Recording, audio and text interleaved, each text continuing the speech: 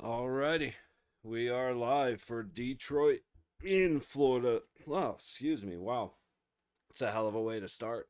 In Florida, Red Wings at the Panthers. The last time these two met in Detroit, Detroit came away with it 2-1. So I am expecting a game. Mostly here because I think it's going to get physical. And anybody who watched that the Toronto Lightning game with us yesterday or saw it at all, that got physical. We saw the chippiness starting in the second period, and as soon as I saw the first sign, it was like, oh, third period's going to be wild. Sure enough, it was. And then San Jose and Minnesota, there were like three or four different hat tricks yesterday. I remember Nyes got a hat trick. Eriksson Ek got four. We saw somebody else get a hat trick, but I can't remember who it was. But yeah, like three or four nasty. I actually ended up passing out before the Oilers game was over, so I got to check those scores real quick. The Leafs beat the Lightning in overtime. We were here for that one. Flyers ended up beating the Rangers 8-5. Sharks lost to the Wild in overtime 8-7. Oilers beat the Blues 4-3, and the Ducks beat the Flames in overtime. So a couple of crazy games. But 13 goals in one game, 15 goals in another. So yeah, yesterday was a bad day to take the over, I tell you what. But let me scroll back and see if I can find. No, seventh. It's not too long ago these two played each other. Just gotta remember. So it was Sunday these two played each other in Detroit. Like I said, Detroit came away with it 2-1. Uh, let's see. Damn it. Let's see. A little retrack. Oh, no kidding. Oh, it went the other way. Okay. DeBrincat scored on a power play goal, 4:37 into the second. And then Comfer made it 2-0, 11:23 into the second. Okay, I do remember this game. Lundell ended up scoring with 40 seconds, and then they lost. So they at least made it interesting at the end, but they got whooped 5-on-5. So we'll see how Florida responds. Also, uh, was it Detroit's last game? They got kind of beat down on. They played Tuesday. Oh wait, hang on. I gotta get back. What's today? The 11th, the 10th. All right, so we'll go. Let's look back on the Panthers and Red Wings lost 4-1 in Montreal. So and Florida beat Toronto 3-1. So Florida coming off a big win, Detroit coming off a big loss. Detroit has not a whole lot more to fight for. Panthers pretty much, or I'm pretty sure I saw they're locked in. So really, this is just a hockey game to win a hockey game. I said both teams should be physical. Yeah, there's a replay of them going at it. And that's what we're here to see. So once we got this game going, Blackhawks and the Bruins playing, Sabres in Columbus against the Blue Jackets, and then at 4:30, Carolina and the Capitals are going at it. That it's that game, and at 5 o'clock, the Jets Stars. So, as we come to intermission in this one, we'll be taking a look over at those two games. So, like I said, Carolina, Washington at 4, and the Jet Stars at 5. But we'll just be peeking in onto those games, and then before the Golden Knights and the Kraken start, we'll reset. Take a couple of minutes to get something to snack on, and come back for the Kraken in Vegas against the Golden Knights. Not really sure what to expect there. Vegas hasn't been doing great at home, so well, they had a real struggle at home the last couple. They got their asses whooped, but before that, they were doing great at home. So I say they've been struggling at home, but it's like really, it's just a couple games. Because before that, we had like 4 hat tricks in 5 games or something ridiculous like that.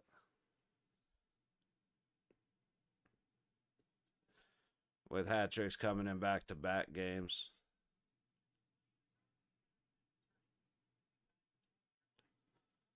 Or I think it was we had 3 and 4 games and uh or home games.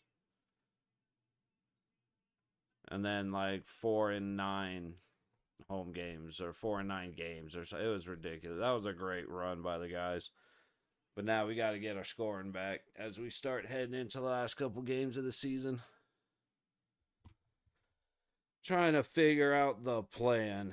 Because with my niece in town, I don't know what I'll be streaming. Getting here on Saturday. That game's at 7 o'clock, so probably not that one. Like, they're all 6 or 7, 6, and 7. And if she wants to watch hockey with Uncle Tim, she's watching hockey with Uncle Tim. So it'll kind of be up to her. If she's not really interested in watching, then I'll go about the usual business and hop on here. Maybe.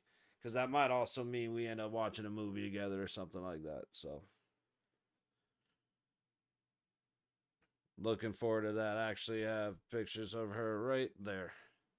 She's me and her at Disney World are the background of my phone. So haven't seen her since Disney World except on FaceTime. So any moment I get to spend with her, I'm definitely going to be doing that.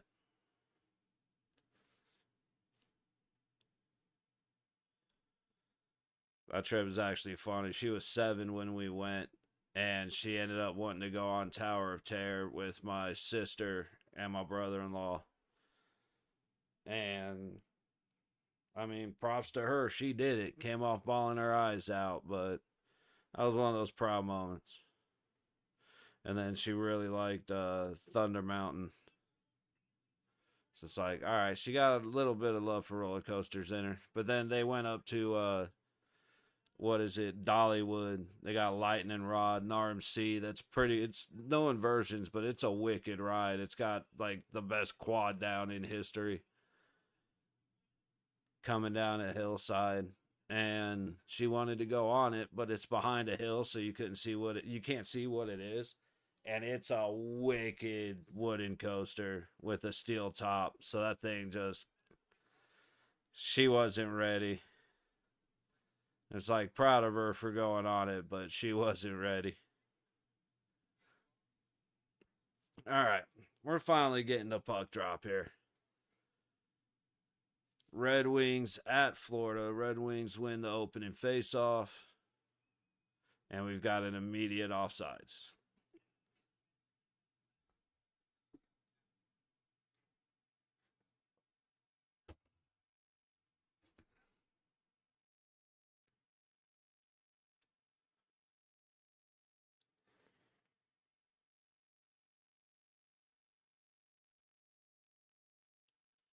All right, Florida gets it deep. Talbot to play it around. Florida kicks it back to the net, but Red Wings recover. Just barely get it out. Barkov trying to get it back the other way. Ooh, left at the point. Thrown down low. Okay, it went out of play. I had no idea where that puck went.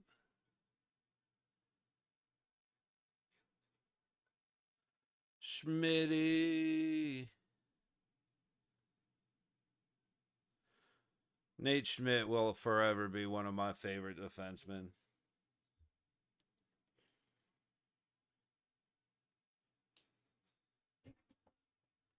It was a bummer when he got traded. Oh, Bennett's a scratch. Probably smart, giving a bunch of the guys a break. I'll say I thought there was a name or two I didn't recognize on the Florida lineup. Boat race back. You know what? Is that Bobrovsky in net? Let's get the box score up. Y'all know I'm terrible with these names.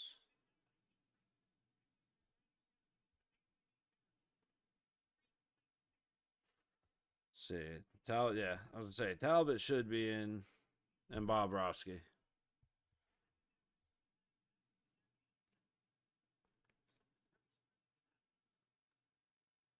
Little battle through neutral. Marchand up on the high wall, spins back.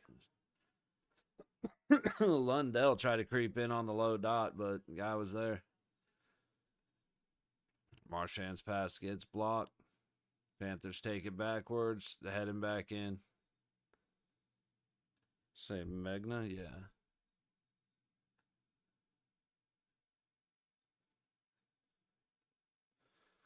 Florida's controlling. Marchand tosses it down low. It was that Lustrinen. Lundell up the high board. Lustrinen up to that point. Throws it down. Little flop knuckleball. Talbot ends up fighting it off, but surprisingly not by much.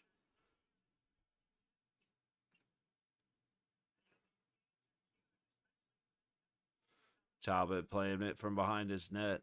Swung up and around. Detroit up through the middle. They get it deep. Bobrovsky swings it around. Greer's going to get it out.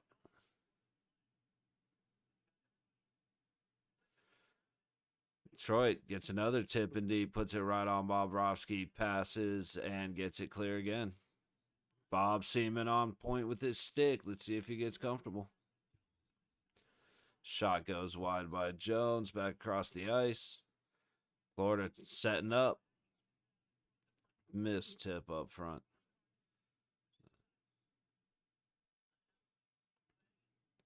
Wings headed up. 3-on-2 if he can get through. He kind of just ran through Jones. I don't know if he tripped him up, but yeah, that was a bit of a risky pass up the board. Threw it right on a Panther stick. Tried to squeeze it. All right, Wings headed right back across the line into the zone. Brinket. Bobrovsky gets the glove on the shot.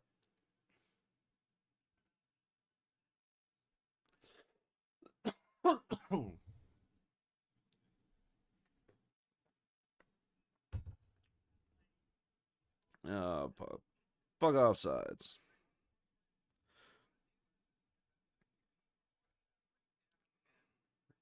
You know what? I was going to try and work on Red Wing names, but I got to get used to Florida names since they're going to the playoffs.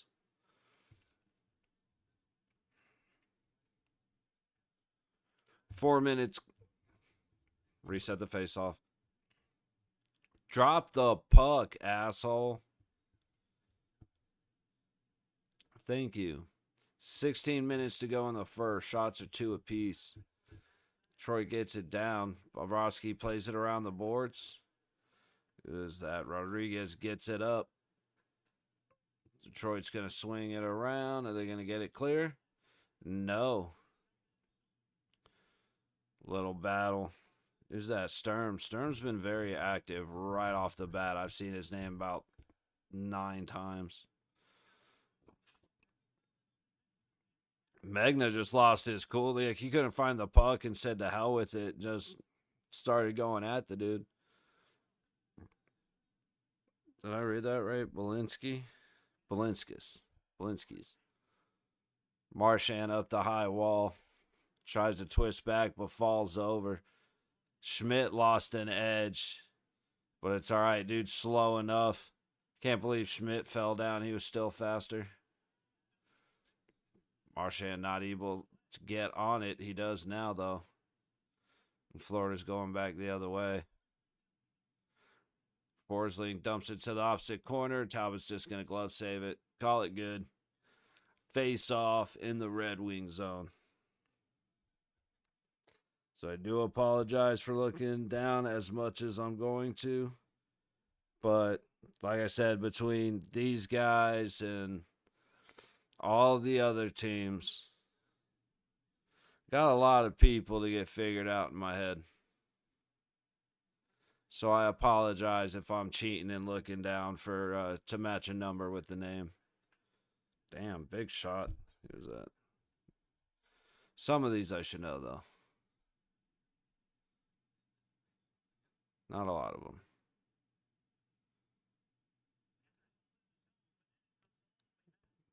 All right, Panthers trying to get back in the zone. There's just kind of a chaos moment there. Talbot plays it around. Florida's going to keep it down low, actually. Low or high dot. High point, midpoint, all the way down to the low corner. Back around the net. Back up to the point. Shot.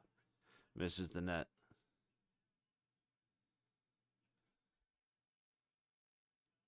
And that's Gudge. I can't pronounce his name without looking at Gadjevich. Swing and a miss. Sturm is 8.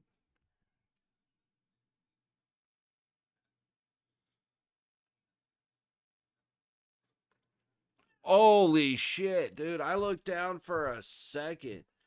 Detroit takes the puck deep into Florida zone. A quick pass out front, and Detroit is leading Florida in Florida 1-0. What do we got? 6 minutes and 13 seconds. Florida looked like they just didn't care. Larkin got behind on the boards, got a perfect backhand to a wide open DeBrincat. Barkov, Schmitty, and somebody else there were just standing in a triangle around him, not even close. That just surprised that. I almost thought it was an icing the way that everybody was kind of standing around. That was wild. I mean, good job, Detroit. It wasn't, I was just clean. Swing and a miss by Florida.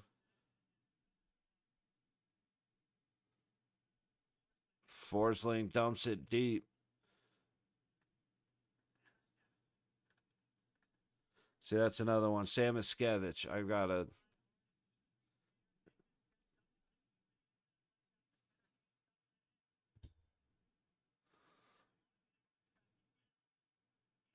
Larkin got it, but lost it. Puck's going back behind the Detroit zone. Or, sorry, net. They're working their way out. Jones up to the corner, chasing it down. Red Wings fighting for it. Doing a good job. Sturm ends up kicking it to a white jersey. Hole for Detroit. Gets it up front, but the tip's missed. Detroit keeps it in. Another missed shot, this time from the high point. High dot. Quick shot. Goes off a stick. That was Rodriguez. I'm pretty sure the ref had his hand up just for the out of bounds, but the out of play. But it almost looked like he was calling a penalty. I don't think that's what it was,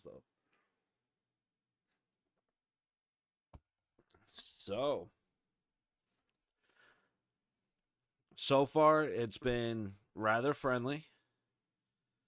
I'm kind of thinking it's going to be like the game we watched yesterday. For the first period, it's going to be fine. And then if Detroit scores again, Florida's going to start getting pissy. So the second period, or if Florida doesn't score, you know what I mean? If it's still 1-0, Florida's going to reset and come out a little more aggressive. Should get a little more physical, but Detroit ain't about that life, so they're going to be coming back at them. And that's where it should start getting interesting. And then hopefully the boil over happens in the third period, because that's when it really gets fun. Everybody's tired and pissed off and frustrated. And end up having a good look like we did yesterday. Because that's basically exactly what happened in Toronto, Tampa. It first period was fine. Toronto started, or both sides actually started losing their cool, and then the third period got a little nuts.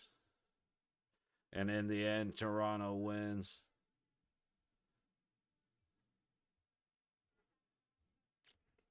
Off of a nice hat trick. Verhaeghe, Bennett, Kachuk, Kulikov, and Ekblad are all sitting out tonight. For them, it really doesn't matter. And it's probably best, since it's more likely going to be a physical game. If a couple guys sit out, it's really not that big of a deal. Don't rush them back in, but make sure they get a game or two. Detroit dumps it down.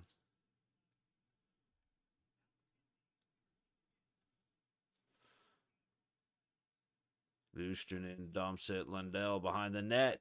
Throws it off a skate of a Red Wing sliding down for the block, but it doesn't go in. Shout out to Talbot for holding the post. Ooh, puck gets away. Good battle down low by Lusterman. Marchand has it, gets it to the point. Shot by Linskis. Ends up going out to the corner. Marchand has it on the high wall. Just gets stood up. And now Detroit's going to reset, get it behind their net.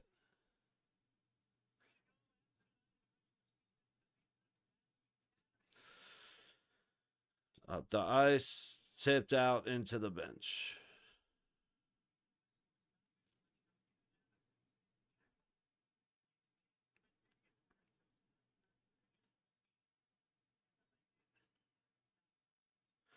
Hey, if nothing else, it's been a fun game. I expect this for most of it. I expect, honestly, the other two games to be about the same, too. Carolina and Washington should be a fun game to watch, even if it's a blowout. And then Winnipeg and Detroit, same thing. Like we're starting, especially with them, we're starting to look at some serious playoff previews. All right, Wings keep it on the high wall, Florida zone to the point. Tries to throw it down, hits everybody out front. Somehow Detroit recovered and still got it right back deep again. Florida has it heading out. Gadjevich taking it down, swings it, and Talbot gets the blocker save. Forsling dumps it, misses Gadjevich for the tip. Goes wide. Schmitty dumps it. Gadjevich just throws it at the net again. Talbot ready for it. And then the puck gets shot up out of play. Man, I like it. Hey, there's nothing else there in a lane to the net. You might as well try and see if the goalie chokes. 10:29 to go in the first. Shots are 4-3 Florida. Wings in the 1-0 advantage. Reinhart gets it stopped way out high right off of the faceoff. Schmitty dumps it deep. Another shot from the point gets blocked. Talbot is doing a good job fighting all this off.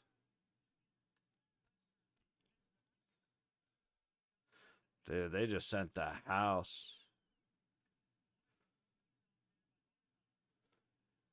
Schmitty has it in the low corner. Florida on a swing and miss. Detroit ends up with it, but turnover low in the Florida zone. Red Wings trying to reset as Florida goes for a change. They're already back. Forsling gets it ahead. Rodriguez and Sturm heading up. Who is that? Boquist. Big shot from the low dot.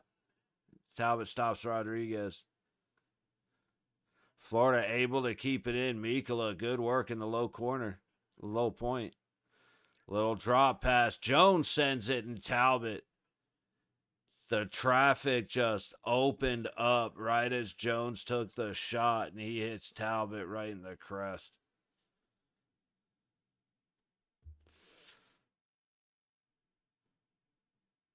See, some games are real exciting when it's a lot of scoring. Was it Minnesota and San Jose last night? Just going nuts. Like I said, it was actually both games, or there were two games, right? Who was the other one? Flyers and the Rangers. Flyers winning 8-5. Sharks, Wild beating the Sharks 8-7. That Wild Sharks game was, I was going nuts following that because I wasn't really like deep dive into the game. I just had it up on the second screen while we were watching other stuff. And I look up and San Jose has a 5-on-4 power play.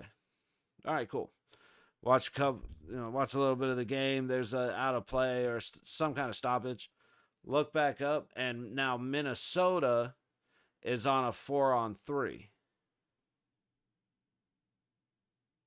It's like, what the hell did I miss? And I still haven't gone back to rewatch the game, but I need to do that. Because I swear I looked away for a minute. And when I look back up, it's like, how the hell did that happen? But there were hat tricks all over the damn place yesterday. So currently, 9:48 to go in Boston. Blackhawks in the Bruins 0-0. And in Columbus, Sabres and the Blue Jackets 0-0. 8:32 to go in the first. Here in Florida, Red Wings at the Panthers. 9:22 to go in the first. Shots are 6-3 Panthers. I watched most of the first half, and then I passed out, dude. I was sitting on the couch, and next thing I know, I woke up.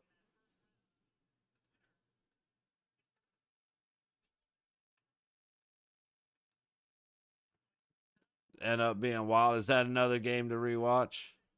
Or more moments? Because I was yelling at the TV. There was a play that I was yelling at the TV for the Oilers on that first goal when dude yanked his jersey. I was like, how do you not call that a hold? Like, I don't give a damn that it's the Oilers. How do you not call that a hold? Oh, I did see Bennington punch the shit out of what's his name? I did see that. I totally spaced it. Was it who was it? I'm gonna find it before I'm told because I know who it was. It was either Perry or was it Perry?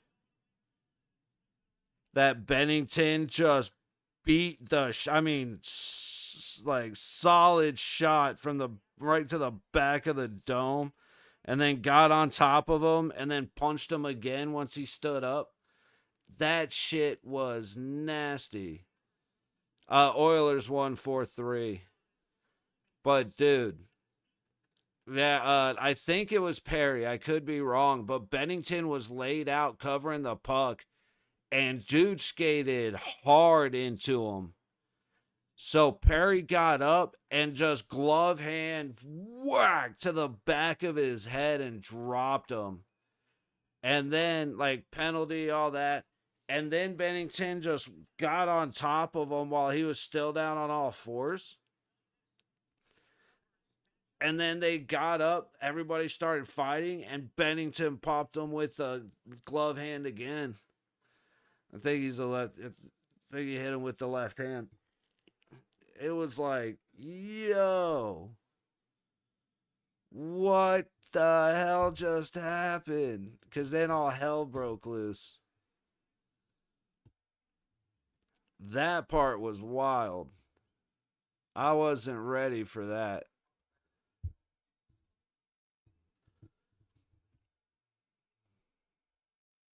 All right, Jones getting it up the ice behind the net.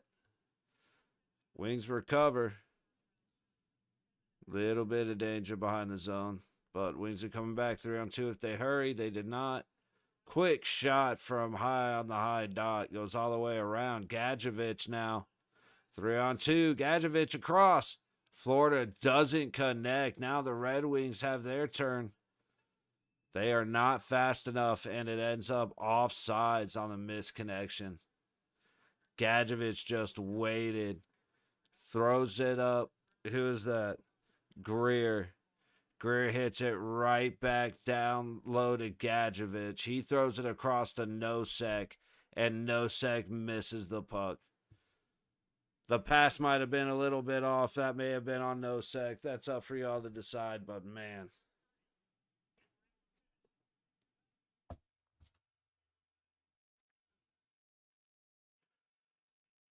Big hit, Samoskevich. It looks, I mean, dude covered his mouth. It kind of looked like he got hit in the face. I'm just not sure exactly how. Reinhardt battling in the high corner. Detroit's going to get it up the wall. Kane trying to get it back below his net. Pass all the way up. Red Wings have it. Dump in. Right on Bob. Kicks it over to Barkov. Schmitty. Barkov. Reinhardt. Samoskevich going for the shot. And he gets, I think that was Michael. I can't believe I said Michael. That's on me. Patrick Kane just made a great defensive play to stop that shot from close range. All right, Mikkola looking from behind his net.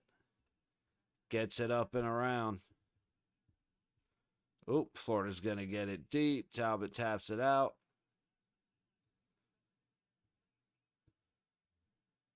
Who's that?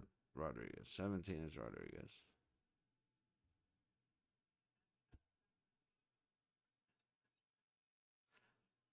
That's, dude, he wasn't going to call a penalty till the dude looked at him.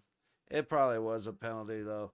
Okay, so that could have been a high stick that they missed. Dude, Samoskevich went in like this into the boards right across old boy's face. So I could see that being a missed high stick. I'm not surprised. But they're going to call a hold on Florida, as I'm not sure who it was for Detroit, but they went trying to squeeze in. Dude, shots are 7-3 Florida, but Red Wings with the 1-0 lead. And that was just, honestly, that was the Florida skaters either being confused or just, I don't even know, man, because like I said, that triangle was wide as hell in front of the net. Nobody's moving. Larkin goes behind the net, still nobody moving. He's just there by himself, and it's a free backhand and quick shot. So, little bit surprised by the, we'll call it the lack of intensity from Florida there, but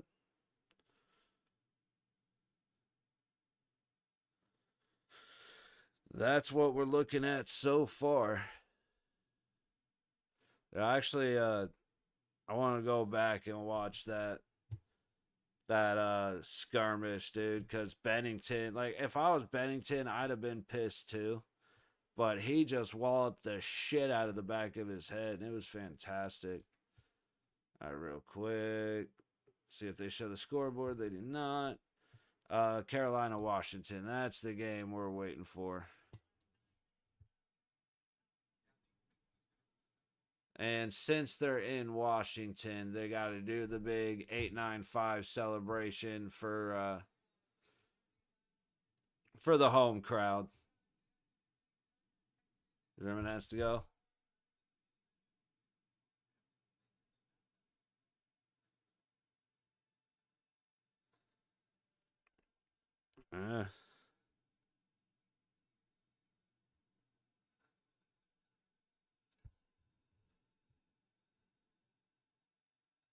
Oh shit! Sorry.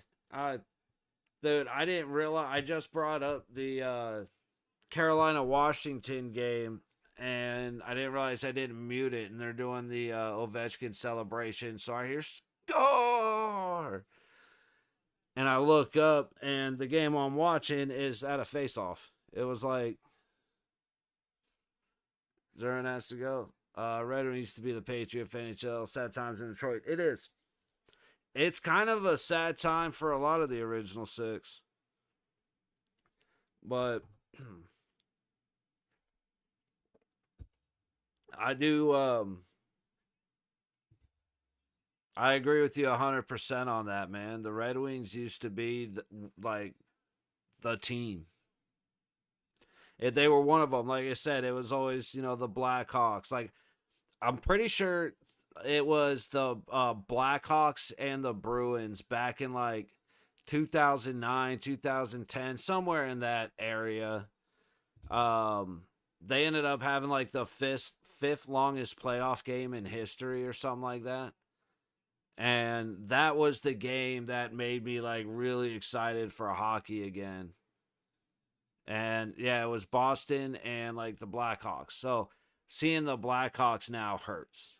Seeing the Red Wings now kind of hurts. Seeing Boston the way they are now is funny. I used to be a Boston fan. Now it's ha ha ha ha ha. Look at you guys now type of hysterical to me.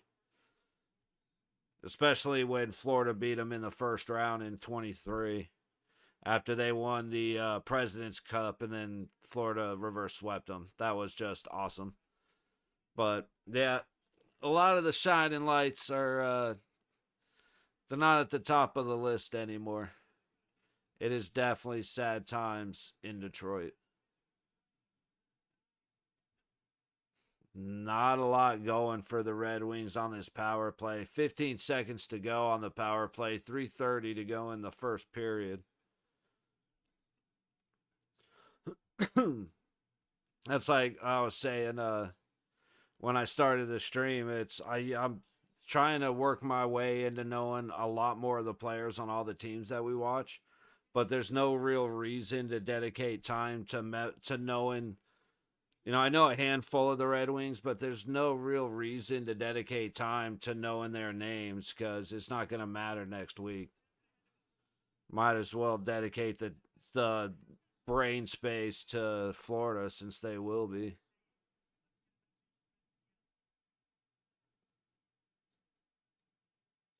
It's a shame. But we'll see what happens. I don't see a whole lot of. They kind of need a redesign. Doing what Boston's doing, what Chicago thought they were doing, what San Jose's doing.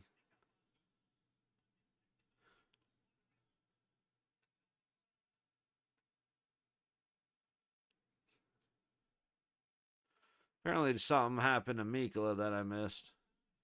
Detroit got Kane. That's the thing. You see someone like that moving, and it's like, oh, okay, I know who that is because only one person on Detroit moves like that. Great, I stopped watching him in 2016 and played at Michigan. No kidding. Hockey nets on streets around our neighborhoods anymore. Yeah, town's got a lot better, but the toughness has been lacking. Oh, I love fast physical hockey. That you should. I could probably pull clips at a previous stream where I sit here and call the golden like same sport I go up, but it's not like I sit here and complain about the Golden Knights being a bunch of pussies all the time. Like they irritate the hell out of me when I look and the hits are 20-8 the other guys. Like I love fast physical hockey. That's why like I watched the Toronto Tampa game yesterday cuz I knew at some point shit was going to get wild. That's why I like watching Boston, Florida. That's why I'm watching Detroit, Florida. There are just games where the game is going to be physical. Toronto and the Florida teams, Edmonton and certain teams like Dallas or with us, like there are games it's going to be nice. And I love those games and I'll pick those out. and it pisses me off that the Knights aren't as physical. Um, the goal scoring has gotten him better, but also the goaltending has gotten a lot better. So there's a lot of aspects to the game that are, I don't know, they're kind of battling it out. Um, it's not the same game. And, ooh, that was borderline boarding. So saying that Four Nations, you're saying Canada get, yeah. Dude, that was hockey, man. 3 fights in 9 seconds, setting the tone right away, beating ass. Even Jack Eichel was throwing hits, which I didn't know he was physically capable of. It was awesome, man. And so like there definitely is hope. The thing that I'm not like, I want the physical hockey, but we don't need guys like Matt Rempe in the league. Because that dude couldn't make a clean hit. I mean, he's, if you paid him to, and he literally is paid to. The dude, like, I was like, here's a big guy willing to be physical, willing to hit, willing to fight. Hell yeah, let's go. And then I saw his first like 3 hits and the reasons that he was fighting, and I'm like, oh, fuck this guy. And he can't stop himself. He can't stop but being like just straight dirty. And so I don't need that. Not, not this. Yeah. Hey, man, it's Eichel. But like, I don't want more of that. I want the Ryan Reeves. Um, Barbashev was a bowling ball when he came in for the playoffs. I expect him to be flattening guys. Um, Tom Wilson, when he's not being cheap, is a good example. He's relaxed recently. Yeah, Dirty Butt, absolutely, dude. But yeah, Tom Wilson is not a guy I have any respect for at all, but he has gotten better recently.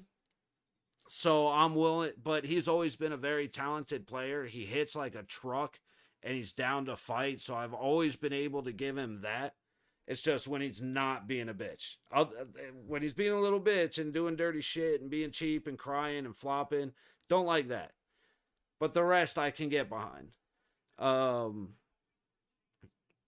like I said, it's Ryan Reeves coming to Vegas was great, and unfortunately, he left right not too long after DeBoer came, and DeBoer nipped his, not just his, he nipped the entire roster's nuts, dude, and just absolutely gave him the snip, and I'm not a fan of that. And so Cassidy's tried to get them more physical again. I'm talking about the Knights, but it just hasn't been working. Every now and then we get a little bit going, but we don't stand up for our goalie. We don't go after guys like Kolasar did the other night, which was I'm all about. But like one of the great examples is Stoney. I don't know if you watched the Golden Knights play at all, but Mark Stone, I forgot who we were playing. It was a couple games ago. Made a hit at the blue line that was about as clean as you could get, and he was reaching for the puck, so when they hit, his arms were down by his side. They hit shoulder to shoulder and like bounced off each other, and he got called for elbowing.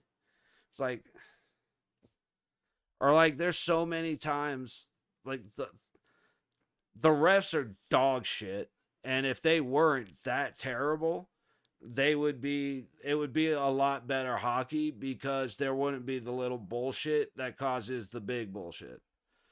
And I don't want them to be determining games, but there's times where they just refuse to call a whistle on blatant penalties, and then they'll make up others.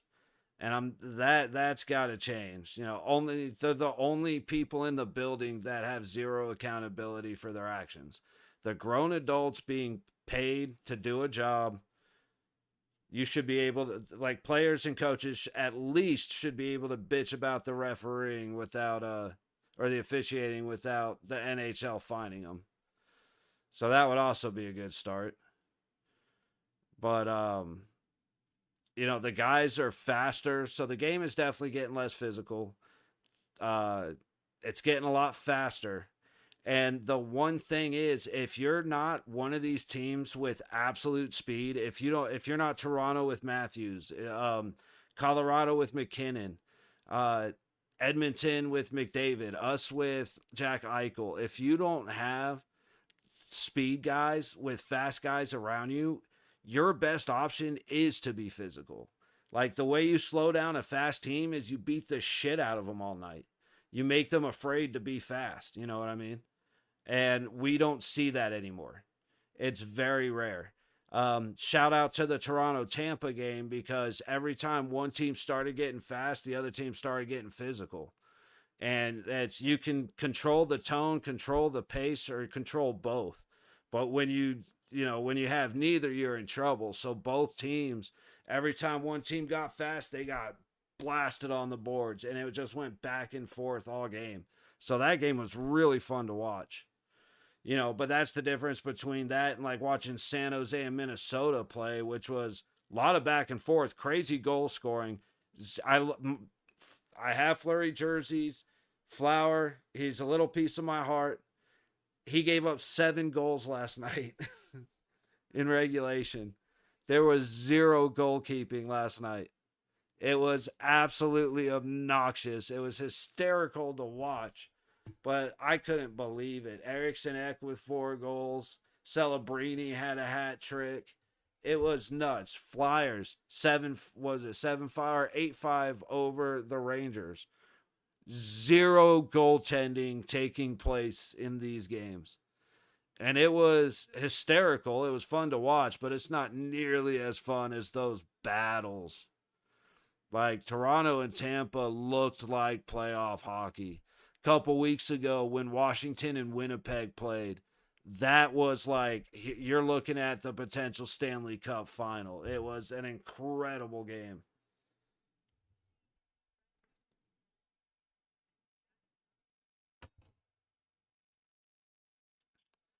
And as much as I was really not planning on watching any of the Washington games, everything should be at intermission besides them as they're getting ready to start up. So I'm going to have them on the second screen until Winnipeg and Dallas start, which is 5. So, 10 after 5. And then we'll be double screening Detroit and Florida and Winnipeg, Dallas. Once we get to the end of Detroit and Florida, cut the stream and flip over, take a couple minutes, and then flip over to Golden Knights and the Seattle Kraken, which starts at 7. So we got a lot of hockey. I do have to check the Masters scoreboard because I haven't checked it in a little bit. Last I saw, Rory McIlroy chipped over the green and put it in the water. But was it Rose? Was it Justin Thomas or Justin Rose sitting at 8 under? It's like phenomenal golf happening at the best tournament in the world. Like I used to watch a lot more golf, but man, I am back for the Masters every year. I'm excited for the talent 100% about the speed. The only way to stop these speed demons team is laying the lubber. Yep, finishing every hit. Body out of the play. Yep. Oh yeah, when you start, and you'll see it a lot with the Golden Knights, and it pisses me off a little bit. Like I get it, but it also pisses me off because I'm not trying to lie. I'm a big dude, but there are times where getting hit and taking a hit fucking sucks, and I don't want to do it.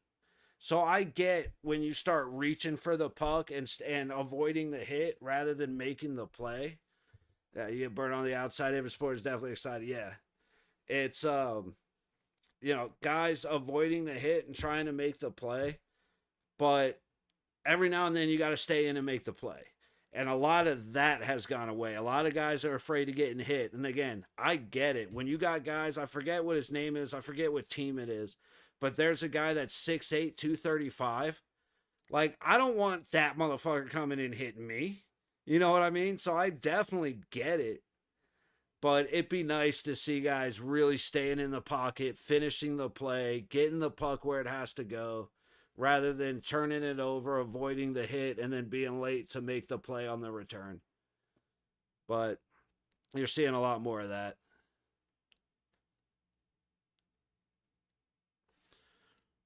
Ooh, Carolina getting a couple of chances early, controlling the Washington zone. Low dot, low corner, throw to the net. Tip comes right back towards the corner. Looks like Washington's going to get clear. Very early attack by Carolina in Washington.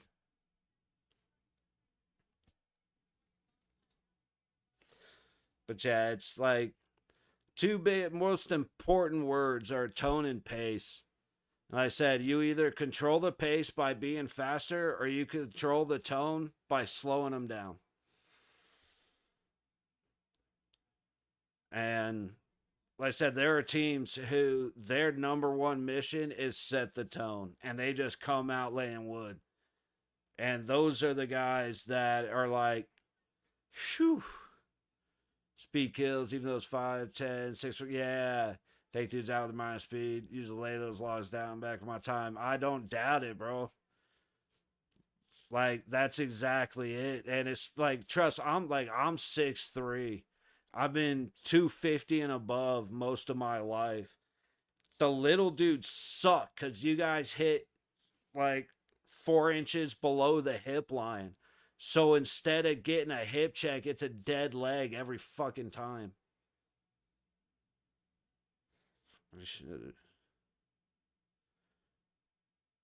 32, feeling like my last minute, saying back my time. Hey, bro, I'm 34. So, yeah, trust me, I absolutely can relate to you, brother. Just about 9 minutes to go in. Oh, shit, I have the wrong intermission up. I thought I fixed that. My bad, y'all. There we go. But no, I definitely feel you with that, bro. But that was one thing, even fucking the short dudes, when it comes to hitting, that's football, hockey, all that shit. It's always a lower spot than you expect it. And it fucking sucks.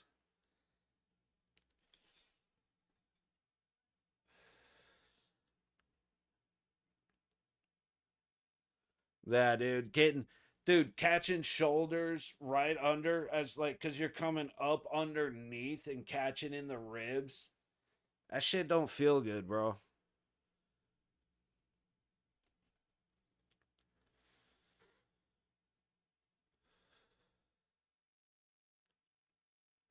No, I'm definitely with you on that. I just realized I had this muted.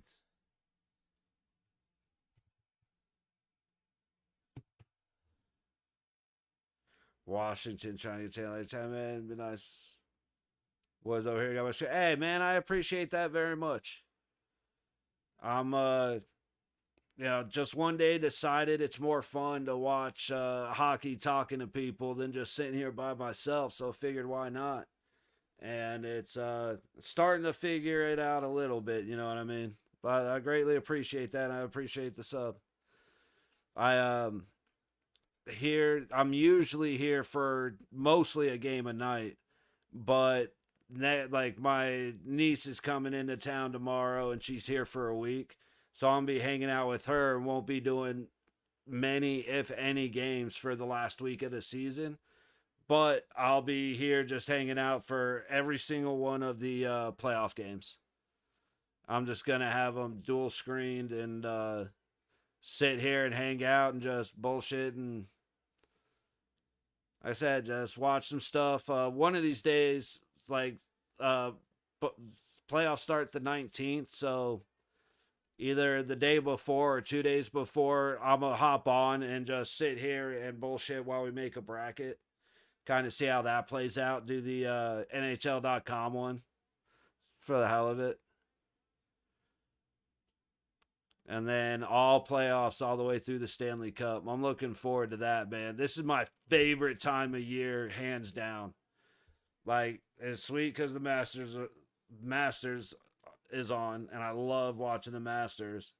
But then all the playoff hockey starts now. Like, for me, it really started when Washington and Winnipeg played a couple weeks ago. Move back to Hawaii in 6 weeks. Who needs some time fee to keep up with some puck? Hey, man, I got you, dude. And when you end up out there, if you need help finding games, I know where to find the feeds. So definitely stop by if you ever run into a problem with that, man. Oh, a trip on Washington. We're getting the second Carolina power play. Hopefully it's better than their first. I think they might have gotten one shot on net.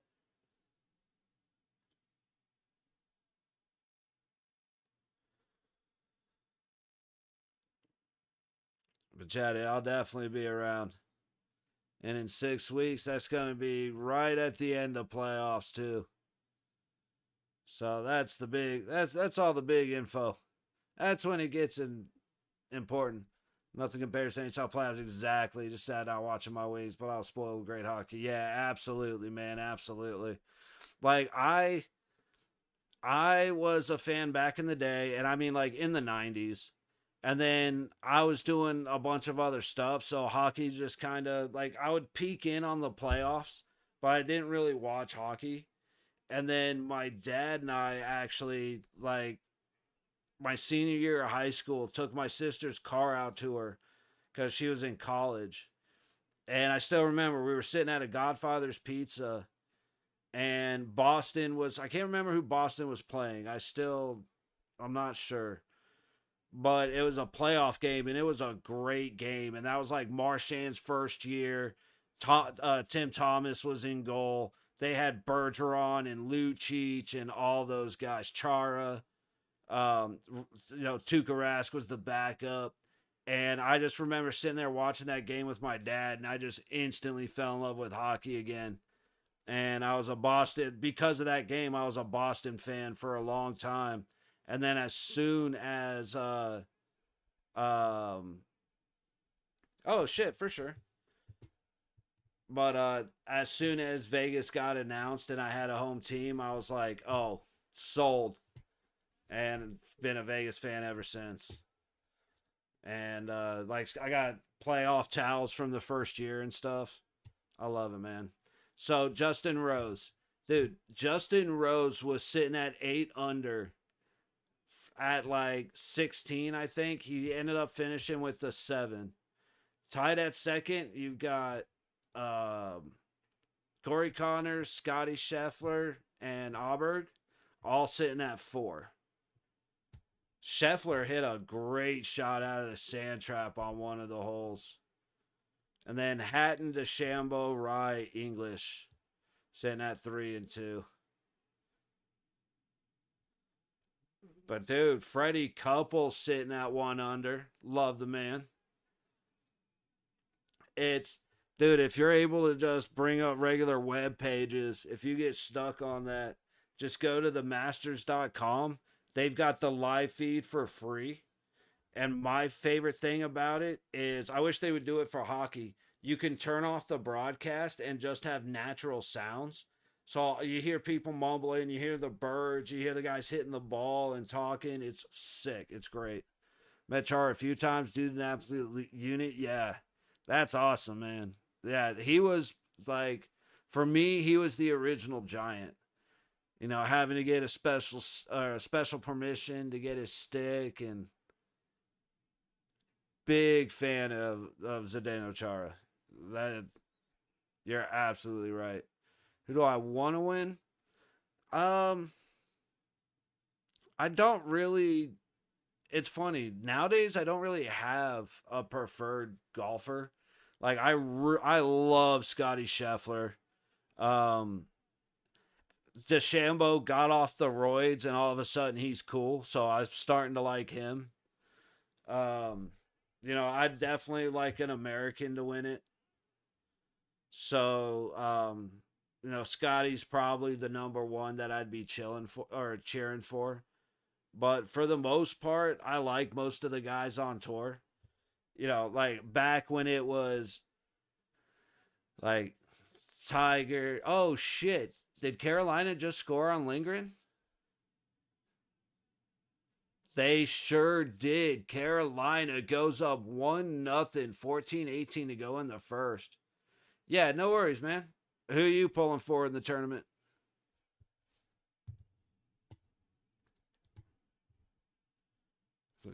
Hey, man. Sometimes facts are facts. You know what I'm saying? You don't gain 50 pounds of muscle and become an asshole in 3 months just out of happenstance. All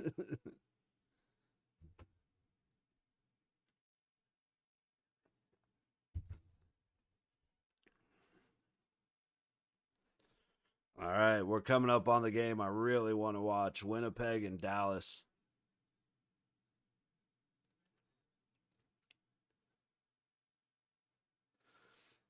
I grew up in Florida, so going Sheffy, yeah.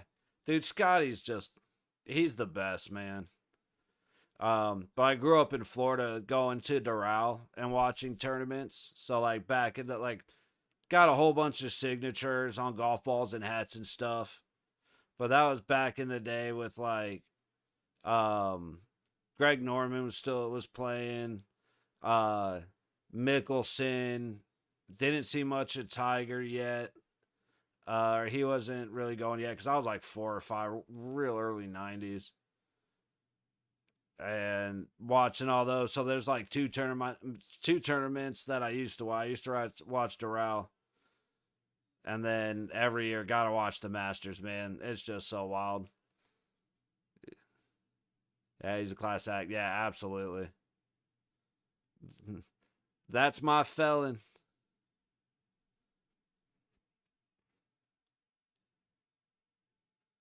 I just unfortunately I didn't have enough time to make free Scotty t-shirts last year.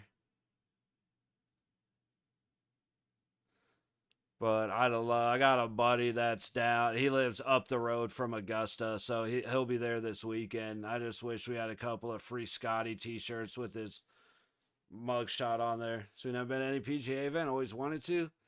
It's if you get the opportunity, man. It's especially if you're just with the boys, hanging out, having drinks, like meet up or like what we would do. I was the only kid, and it was my dad and all of his like best friends, and so we would meet up at Denny's, eat breakfast, go to the course. Everybody, have a couple of beers, hanging out, walking the course. They would push me in front of the crowd because again, I was like 3, 4, 5. And so they would just push me in front of the crowd, and I'd get all kinds of golf balls and stuff. And oh, we got a fight. Dude, Hamey going off right now. Who is he fighting? Holy shit, we're back in Florida, but Chatfield and Duhamey going at it just caught my attention. Let's see what happened. Oh, it was Duhamey just trying to get the Capitals back into the game, and he just went off on Chatfield. No, he had one or two good connections because he was hitting the helmet, but oh, okay, that comes from. Oh, okay, it's an extension from the last time they lived. She lived in Bradenton. Oh, nice. Okay, in Largo for a few years. One of my early 20s, had a great time. Right on. Oh, we got a hold down here too. Florida getting their first power play.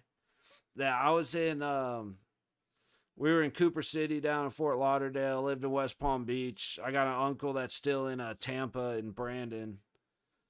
Actually still trying to figure out some things right now cuz there's potential for jobs in Orlando and New Smyrna Beach, which would be great. New Smyrna Beach is awesome. That would be better.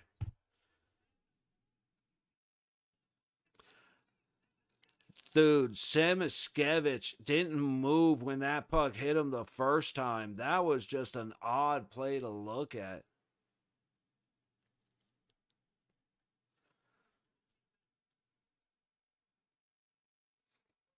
Reinhardt, Barkov. See, Marchand loses it on the high wall. Detroit sends it right on back.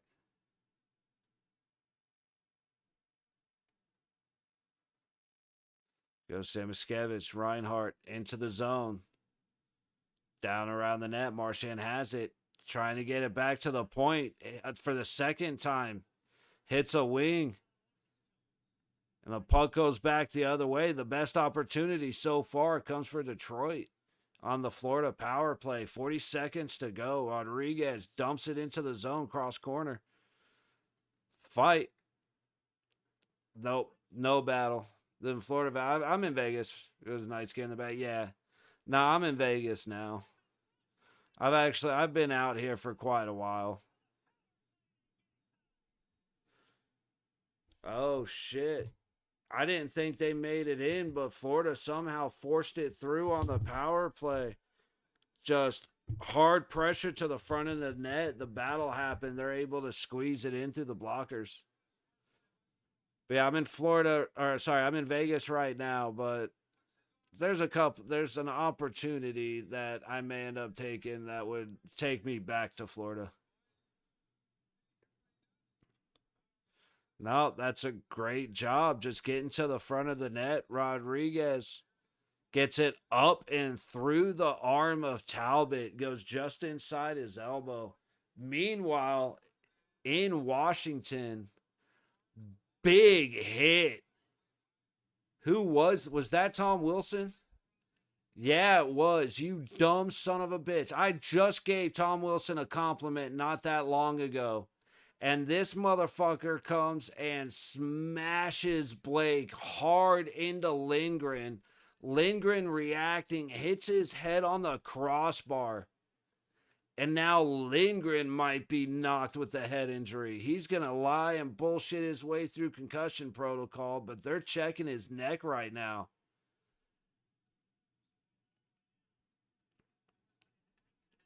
I was going to say, they had Washington on a power play. It's like, how the hell do you have Washington on a power play? The refs originally saw that and called. Blake is crashed in the net, and Tom Wilson blew him up from behind. And they actually had the balls to originally charge a goalie interference to Blake. That's insane. Got a lot of friends and family that live in Vegas. Nice. 300 direct flights to Vegas. Yeah, it's cheap.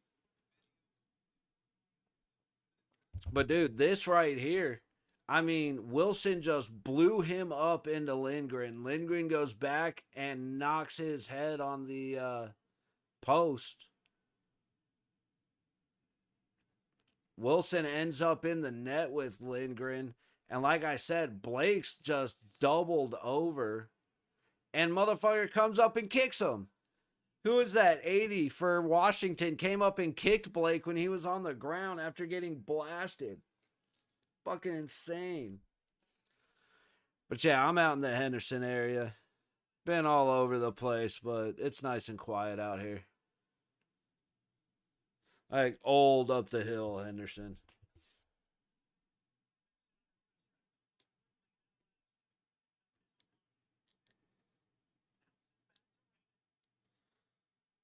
Dude, I don't know what game to watch right now because up top, dude, he got blowed the fuck up, man. That was gnarly.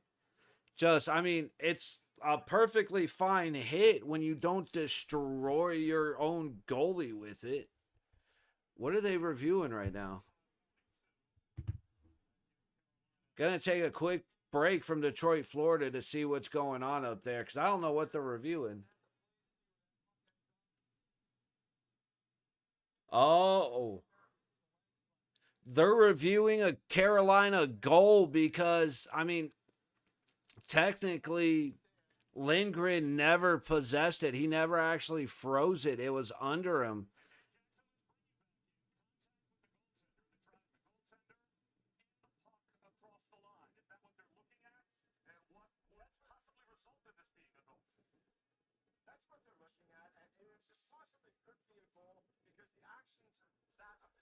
Next time I'm on any nice. Grab a smoker and L. Hey, bro, I'm in. Grab a brewer, smoke. Yeah. Sorry, I didn't really read that. Yeah, wing season's over anyways. Yeah, it definitely is. That's why I'm more watching just to get used to Florida, so doing the play-by-play is a little bit smoother.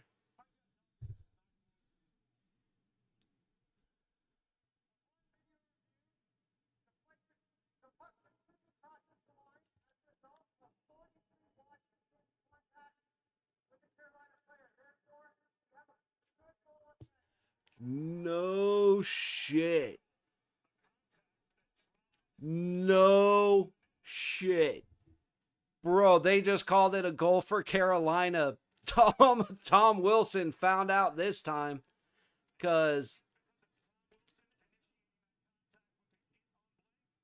dude, they're giving them a goal because Lindgren made the stop and Wilson blew Blake into him, and it puck ends up crossing the line.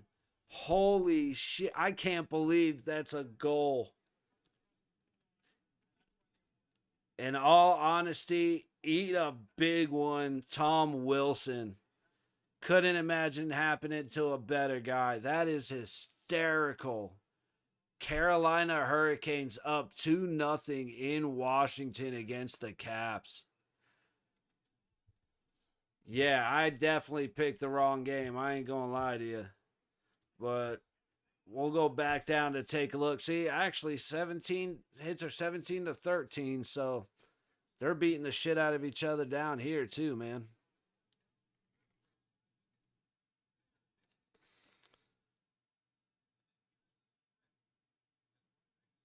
But yeah, it's like intermissions. I'm usually taking a little. Oh, actually, I don't have to step outside. That's right. I forgot. Thank you for reminding me. Oh, I forgot to take the plug out.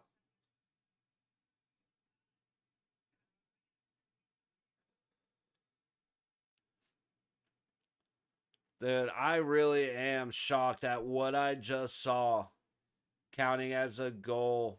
And it's the right call 100%. I mean, Wilson initiated, but that is absolutely incredible to me right now.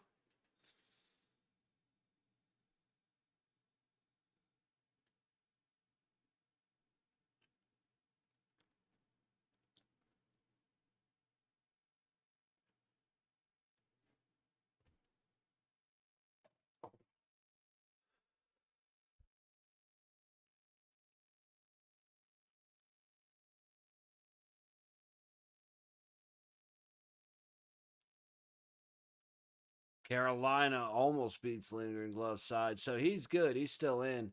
And it's funny because Lindgren got hit, and as he got hit, I'm guessing he was trying to save his legs, but he kind of jumped up and back. And I'm not saying it's what it was. I'll give credit to Lindgren, but he got hit and then like jumped back on his own, and that's when he hit his head. If he would have just kind of fell back, he'd have just gone back. But he kind of jumped up, and again, I give him the credit of trying to save his knees, but just smacked the shit out of the back of his own head right on the crossbar. Dude, what a wacky couple of days of hockey it's been, man. I was talking about the scores earlier from yesterday. I was streaming, hey, appreciate guys like us are going to be refreshing for the new Ace kids. Hopefully, cooking. I appreciate that, man. I really do. I said it's not too bad. Sit here, get a little stony, talk about some hockey, and then occasionally have a bottle of bourbon with me. I gotta admit, it's not a tough gig. I really do appreciate the support, man. That is huge. Definitely a confidence boost. And it's been like I said, it's been a lot of fun. Hopefully with the playoffs, see a little bit more interest in the game, because it's been had a couple people in here just kind of explaining certain things, icing, offside, stuff like that, and it's really fun. Like, I love finding people who don't like hockey coming in to watch hockey, because it makes it, I don't know, it makes it more entertaining than just me sitting here doing a play-by-play, you know what I mean?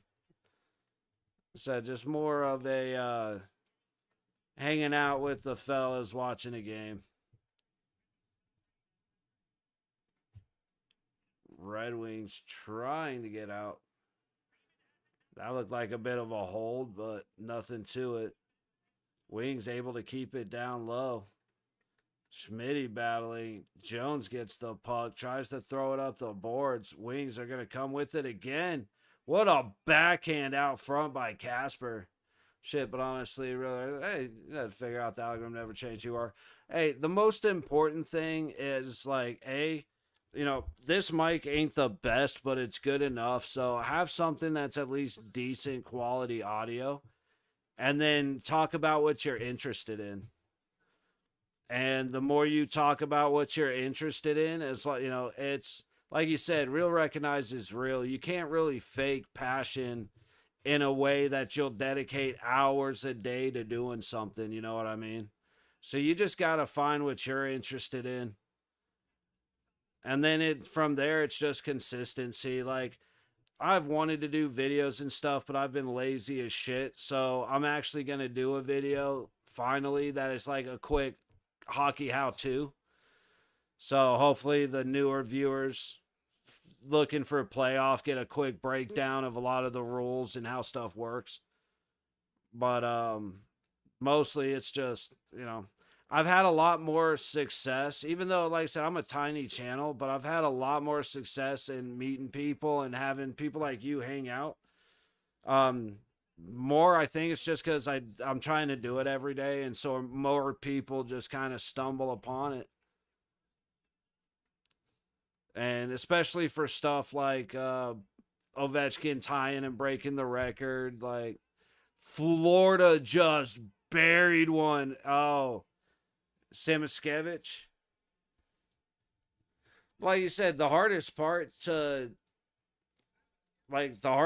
any of it is just saying, all right, I'm gonna do it, and then doing it. I mean, everything else happens the way it happens. You can't force it, so you might as well just enjoy it. Dude, Samiskevich reaches out for the pass. It looks like he's going. Actually, no, it doesn't look like he was going for Reinhardt, but just barely in his reach. Dude tried to lay down and get in front of it. He should have just dropped to a knee. Dude went right over the top and beat Talbot. And so we are at 2-1 Florida. Shots are 16-9, 11-14. Sorry, 16-9 Panthers. 11-14 to go in the second period. As well up top, Carolina in Washington winning 2-0, 7.5 to go in the first. Shots are 13-3 Hurricanes. Now, granted, you've had a couple of power plays for Carolina, but I still can't believe that ended up being called. It went from Blake being in the box for some dumbass reason, because the refs are blind, to being a goal for Carolina. Unreal. Season over, back to Washington. Yeah, like I said, I'm watching Florida for the same reason I'm keeping an eye. Like, I know a lot of the Washington players, and I'm not great with Florida. So, like I said, as we get to playoffs, it just makes it a lot easier having the names and numbers correlated. So play by play is at least a little bit smoother.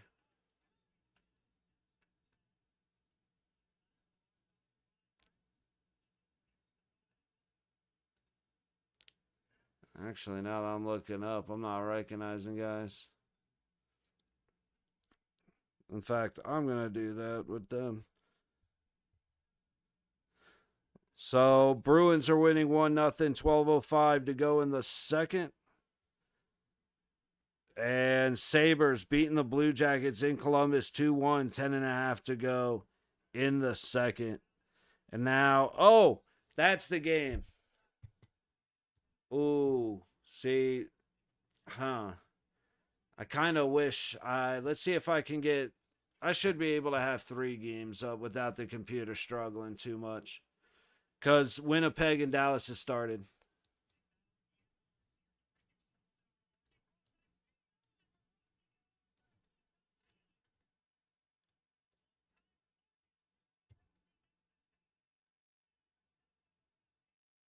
Dude, Bobrovsky looking like a beast.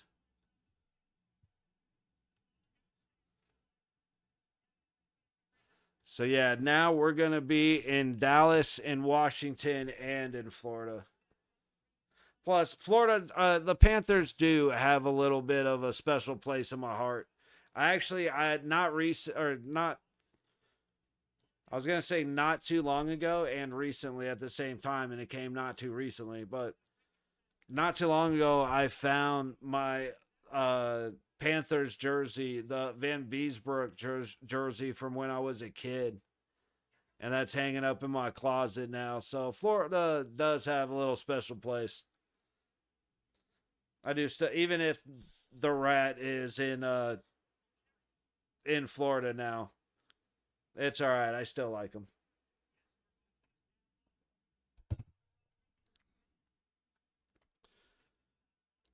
And another body shot misses.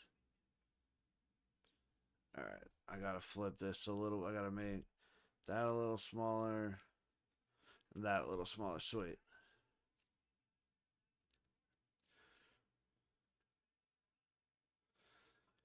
Detroit still moving the puck around the Florida zone. Rodriguez gets it down and across. Sturm over to Boquist. They just completely misconnected. Sorry, that just took me. I thought I was about to watch a goal. I was kind of like, oh shit.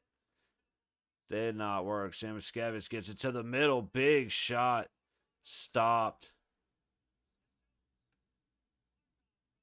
Barkov shoots. Stopped. Barkov gets it up top. Looking at a dire Lions fan. Yeah, been embarrassing to even say until 4 years ago. Hey, brother, I don't know how much college you know, but I'm a Miami Hurricane fan. So, I get you. It used to have pride back in the day. And it's been really hard to for a very long time. So I'm poof. I get you.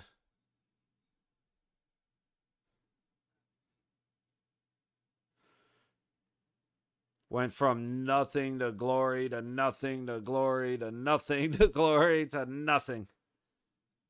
It's been painful. And like it's funny because now I'm watching Florida. Yeah. Now I'm watching this Florida game and they've got the Hurricanes logos all over the place because the university sponsors the arena. But hey, man, I've been going to Canes games since I was like 2 years old. It's one of those ingrained in me. I was doing good things down there for overseeing recruiting, been great for them.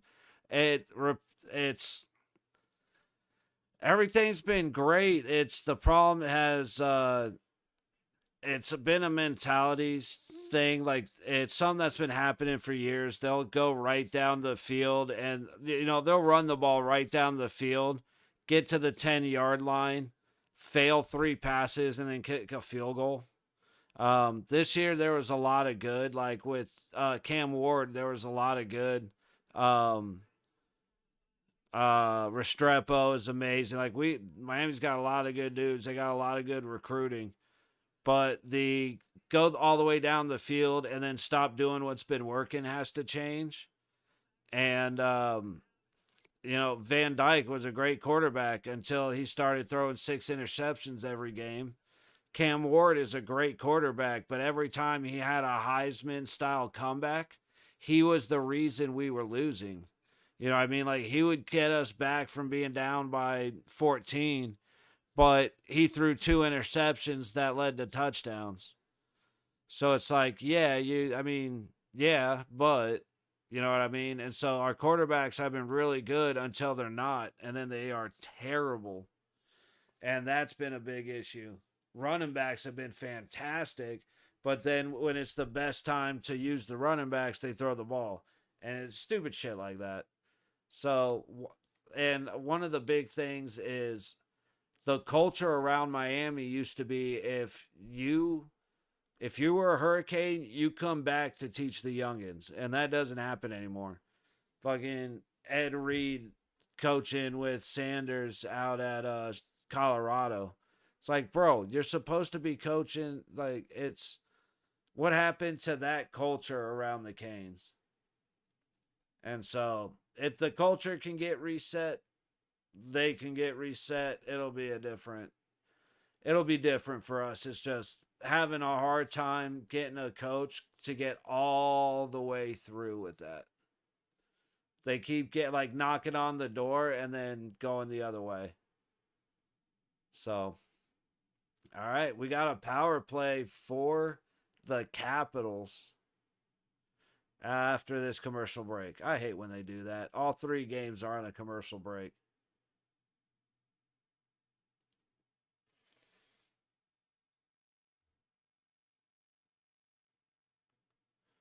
But they have a lot of potential to be good. They're starting to rebuild their name into a quality football team. So, like I said, there's a lot of potential. It's all about the coach. Yeah, Michigan brought old school bully ball back. Yep. See walk-ons and nobody's beat the best in the land, especially Ohio. Absolutely. And that's 100% right, man. It's all about the culture. It's all about the guys willing to fight for the logo stitched on their jersey. You know what I mean? Like, that's one thing that, that's why hockey is as incredible as it is, because the culture from the guys on the team, guys were playing harder for the Four Nations tournament than you saw them play all year. Stuff like that. That's why I love this game. And there's a lot of college football. There's a lot of different sports that a lot of teams have that mentality. Unfortunately, my teams have been lacking it a little bit. But, yep, 100%. 100%. Because you can teach these guys, they're athletes, you can teach them to play. But if the heart isn't in it, then it's. And that's one thing that NIL screwed up. Because now all everybody wants to do is go make more money, so there's no love for the team. But yeah, I was coming this year, transferred out of high school. Yeah, there's a lot of. I said there's a lot of good that could come. 80s Miami is who Michigan strives to be. See, 80s Miami is what Miami needs to strive to be. Go back to that culture of 2000 and 2001, but especially the 80s. Yeah, just go into, South Florida is ours. If you want to play football, if you graduate high school in the state of Florida and you want to play football in college, you will play for Miami and you will be the best. Like I said, the trade portal and NIL and all that is what's really, for me, it's killing the future of college sports. As I said, when everybody's just looking for the next big paycheck, they don't buy into the team. Washington on the slashing power play just came through and scored. Let's get a name. Do Pierre-Luc Dubois. Not bad. So Washington making a 1-goal game just under 2 minutes to go in the first period. It has been an exciting one up there. I tell you what. 7.5 to go in Dallas against Winnipeg. Otter in goal. Hellebuck in goal. Face off. Winnipeg wins but whiffs on the shot. Dallas streaking down. Stuffed with a hip check right at the blue line. Winnipeg gets it clear.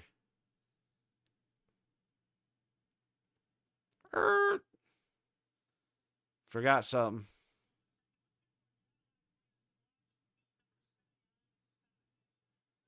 Damn, that was actually a hell of a shot right there. Back to the Carolina game, just came storming in and a quick little wrister just popped in on Lindgren. That was. So Dubois went all the way up the ice, give and go to the high side, and just came in with a great backhand. No doubt, something about seeing the new world. Midwest just has some different build country. Oh, absolutely. Part Polynesian, yeah. As close as I've seen similar. Oh, absolutely. Oh no, I know a lot of the farm boy types, man. They're big for no fucking reason. And like I actually know the reason. Like back when I was in high school, I worked at a feed store throwing hay and like 120 pound bales of hay. And I did that for uh 6 days a week for like 2 years, and I turned into a big son bitch, but I didn't look strong. Like at no point did I look strong, but I could throw, I could walk with a bale in each hand. So you look at these guys, most of them are fucking they look like you get the guys that are in good shape, but you get a lot of the chubby dudes that ain't no athlete. Like 6'10" dude in a town of 150. Yeah. It's like, why do you exist? And it's like, okay, that might not be the right question, but you know what I mean. Like, why are you? And they just, like I said, they're just these jolly big old fat boys. And then they go and it's like, oh, this car's blocking me in. And they go and move it with one hand. And the scary ones are the scrawny little guys. Dude, Marchand just broke through the entire Dallas defense and just destroyed them right there. 3-1 Florida. All right, Carolina 2-1 at the end of the first. But yeah, like, dude, the little dudes, the guys that are like 5'7", 5'8", 130 pounds, those are the some bitches that you're like, it's like, where the hell, how did you do that? Oh, whoops, fuck. Close enough. Gonna walk walls and bailing hay. Yep. Yeah, all those wire guys, big dudes never could understand. Yeah. And see, I got lucky. I ended up knowing a bunch of those little dudes. So I knew who I was fucking with right off the bat, which definitely helps. But like, I've always been a pretty big dude. Like, I'm 6'3". I've been 250 plus for a long time. And like, I probably ain't been under 200 pounds since like a sophomore in high school. And we're tougher for no reason. Yeah. And it's like I said, that shit toughened me up when I was in high school. Just throwing hay, loading up bags of feed, just running around the store, doing deliveries. So you're like taking them off the truck and having to stuff them into weird places. So you're having to take like a 120-pound mix bale and get it over the top with your arms extended and shit. And like, by my senior year, the end of my senior year, I said I didn't 5'10", 105 word. That I didn't look like I was a big son of a bitch, but dad bod, nice. I'm heavier than I should be. I ended up like I'm like double padded dad bod at this point because I got like I ended up getting like bunch of injuries, bunch of surgeries, got fat drinking beer, lost a whole bunch of weight, and then started getting and being able to work out hard again and started gaining weight. And it's like, now I'm like a pudgy 250 when I've usually been a fairly solid 250.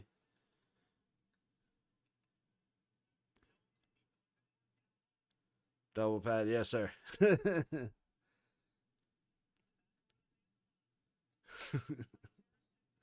Just a little extra, just in case.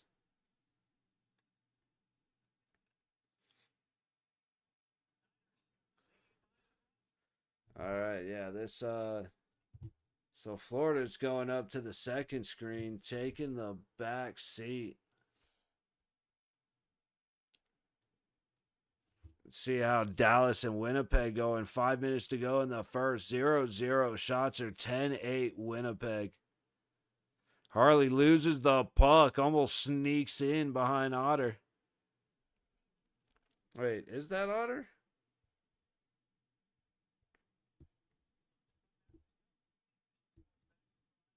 I thought so.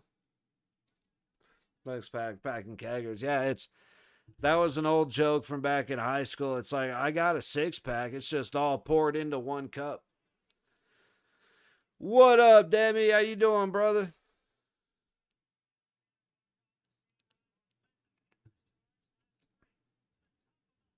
Me, 5'10", 165, almost really right on. Trying to stay active, though. Might look young as fuck, but I'm 32. Nice. Michigan made's 32, too. I'm 34. Like I said, I'm a pudgy 34. When I got hurt and got fat, man, it got hard to look at. But Michigan's take the chip this year. Yeah. I haven't paid much attention. Oh, I thought that got through. That's like for me, I like the pudginess goes away as soon as I kind of dial in my diet, but basically, now that I'm drinking about half my protein, black don't crack. Yeah, hey. When I'm now that I drink like I drink half my protein, little less than half my protein. Dude, you got to eat like a motherfucker, plain and simple. It's like my diet is I drink 100 grams of protein shake, and then I eat a pound of ground beef and roughly a half pound of chicken to 12 ounces of chicken a day. And sometimes that's all you need, Demi. Hey, dude, no kidding. Bro, I miss my Hawaiians, man. A couple of guys I went to college with at NAU, Big Mike, used to make like pork and chicken adobo and butter garlic shrimp, and his dad would send him fresh ahi. Bro, that's the only fish I ever ate. Besides, like I would catch, or my dad would catch tuna and yellowtail in Florida, and I would eat that. Other than that, that ahi and his garlic butter shrimp. That's man. I miss that chicken adobo though. That shit was fantastic. But yeah, Debbie. So, like I said, it's the secret. Really is figure if you know what your maintenance weight is or your maintenance calories are. You're gonna add 500 calories to that, and that's your starting point. From there, you're gonna eat about a gram per body pound of or sorry, a gram per pound of body weight of protein. No, but we just come back. Hey, bro, I know I look like just a typical ass white boy, but I know some secrets of the world, man. The Hawaiians love Northern Arizona University, man, because of the WUI system for the college payments. And I got some brothers that came over, dude. Hey, they taught me every big Mike, little Mike, and Justin, man. Some of the best people in the world, and they introduced me to all that stuff, man. Miss those guys. R.I.P. Big Mike. Unfortunately, he passed away. But yeah, man, miss those guys a lot. I inducted them into Southern barbecue, and they inducted me into some true Hawaiian eats.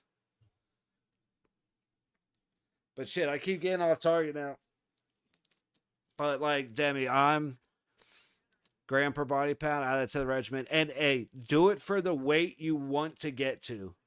Now, when you're bulking, you're probably gonna go for like 12 to 15 weeks, and you should expect a half a pound to a pound of weight gained per week.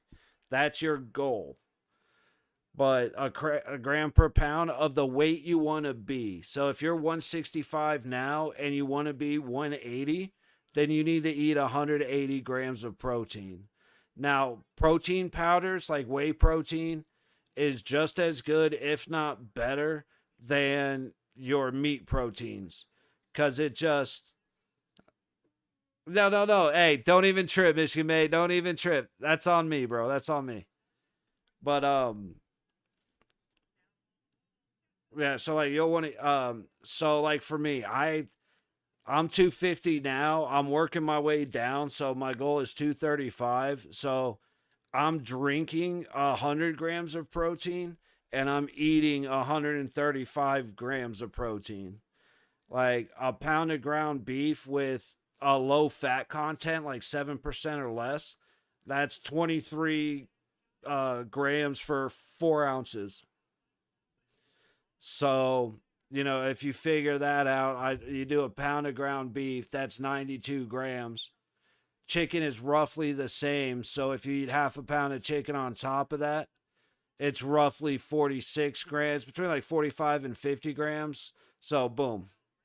And then, but what you do is you take the calories from the protein that you eat, and whatever is left, eat carbs. Whatever is left for your calorie count, eat carbs. So if you figure, a pound of ground beef and a half pound of chicken ends up being around 1,500 grams or 1,500 calories. For me, 100 grams worth of shakes is 520. So that's 2,020 calories. So the rest up to 3,000 for me is all carbs, either potatoes or rice. And so yeah, you make sure you're hitting your fat, your uh protein mark. The rest of your calories that you're allowed is carbs. And if you're finding a little bit of struggle, add a little bit of reduce the carbs and add just a little bit of fat. And with that, you should be able to gain about a pound a week. If you're doing real hard cardio, maybe just chill out. Like, still do your cardio, it's important, but just maybe not go as hard as you've been usually going. But make sure to still do the cardio because that's important. But the number one is is calories, calories, calories, calories. The only way you gain weight is by eating calories. WMU Denver double OT. No shit. Lost MSU U of M shadow forever. No kidding. See, I got to start diving into the college hockey because, like I said, being a Canes fan, college football isn't working out for me. It's been a real bummer. Oh, all right. Our main game is back. Florida and Detroit. What just happened? Oh no. Like, it's not 0-0. Hang on a second.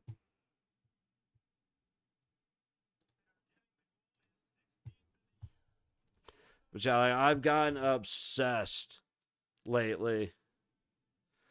Like, I watch Noah. Hi, how you doing? But like, I watch a lot of guys. Like, none of the information I just shared with you is my information. Carnivore protein mix, put on 15 pounds when I never could during college hockey. Nice. See, one thing you should have had a pretty, if you weren't playing hockey as much as you were, like once that shifted, that's where a lot of the weight gets a lot easier to gain and eat a boatload if you're yeah. Cause like I was an athlete all my life. When I wasn't playing baseball, football, hockey, when I wasn't doing that as much anymore, I started gaining weight easily because I wasn't nearly as active. Things good advice. Gotta check back in a few weeks of progress. Hell yeah, Demi, definitely keep us posted, bro. Fuck yeah. Damn. Straight up hit you with the question mark. Like, good luck? That's a good confidence booster. I like it. Good shit. But yeah, and then of course, as always, bust ass in the gym. If you're like, if you're in the gym lifting and you're like, not everybody is the same. I'll put that first and foremost. Pandemic's the only time, yeah, we're not allowed to do shit. But like first and foremost, when you go to the gym, not everything works the same for everybody. However, I am a big fan of hypertrophy training, but I also like being strong. So it's everything is it's stretch under load. So when you're lifting, make sure you're getting everything nice and stretched. And then make sure you're using weights that get you to failure, at least at some point. Want it double OT? No kidding. Right on. I gotta go there. I'm sure it'll be up on the replay will be up on Twitter. But like Demi, it also depends on your goals. If you just want to grow muscle, if you want to get stronger and grow muscle, my opinion, the guys you want to look at are the bodybuilders, like Renaissance Periodization, Dr. Mike Israchel, and Jared Feather. Um, Yo, what's up, Mercs fan? How you doing, buddy? But if you want to get strong, look at how Eddie Hall trains. Look at how Brian Shaw trained. Look at the strongmen. Look at Mitch Cooper. But if you, like I said, if you want to get big, you look at Lee Priest. You look at Tom Platz. You look at, Ronnie Coleman. If you want to get big and strong, you look at Ronnie Coleman type shit. But if you want to do it a little more efficiently with a little less risk, look at the hypertrophy guys. Like, honestly, look at the Jeff Nippards. Look at, like I said, Renaissance Periodization, Dr. Mike. You remember I said I was supposed to be off today? Oh, damn. No way, Mercs. You ended up having to go in?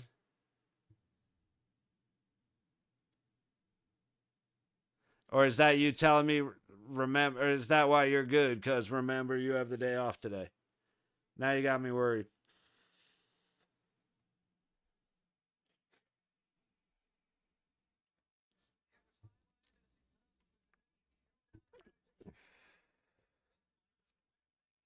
But yeah, Demi, always remember that carbs feed your muscle. Protein is what your muscle's made of. So you need both.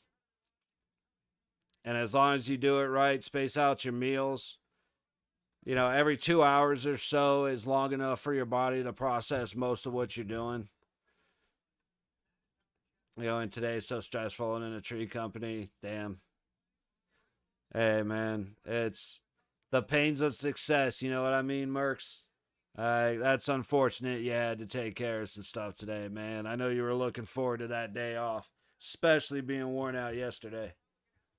So I once turned 31, got beefier, but way stronger. Honestly, been a good weight, feeling healthy. It's all you need as we get older. Yeah, exactly, man. Shortage of staff, had to go to the office, send crews out. Yeah, that's unfortunate, man. Like I said, it's the small bummers of success, you know what I mean? But hey, that's the one good way to look at it is at least you're busy enough for that to be a problem when it happens, you know what I mean? So, one of those unfortunate graces. Putting unnecessary weight, late or mid to late 30s is the best. Yeah, flexibility, right, is all you need at your ages. Yeah, absolutely. And that's like I said, to my late 20s, early 30s, I got bigger than I've ever been, but I've had a bunch of surgeries, not been able to walk for a while, not been able, had one of my arms, my shoulders rebuilt and shit. So, like, my body's all beat to hell, and it's definitely cost me. And one of the ways it cost me was me being not as active, not going to the gym, and eating a lot and drinking a lot and shit. And so now it's like I don't fuck around. I make sure I get 10,000 steps a day. Make sure I'm going to the gym. I usually go 2 days on, 1 day off, 2 days on, 1 day off.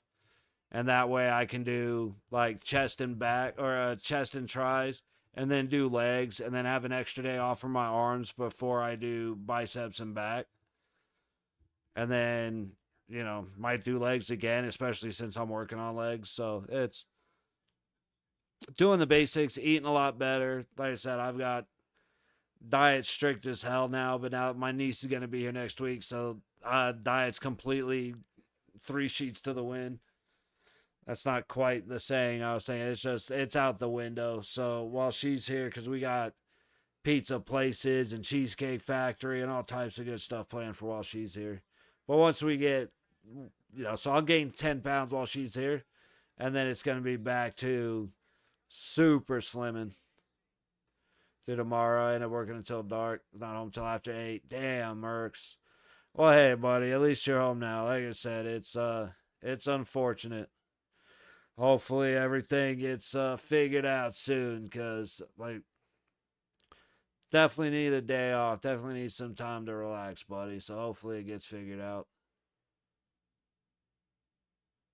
But hey, you got to get through one more day. And once you go to bed tonight and you wake up, then you just got to get through one more day. Then you go to bed, wake up, and then you just got to get through one more day. You know what I mean?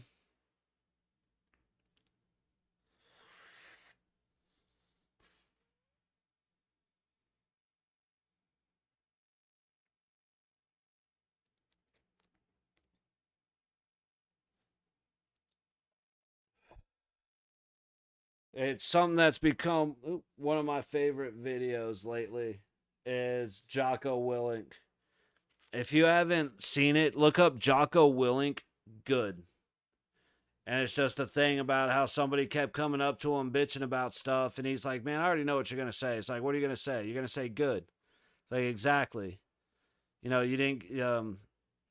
We got to do extra PT. Good.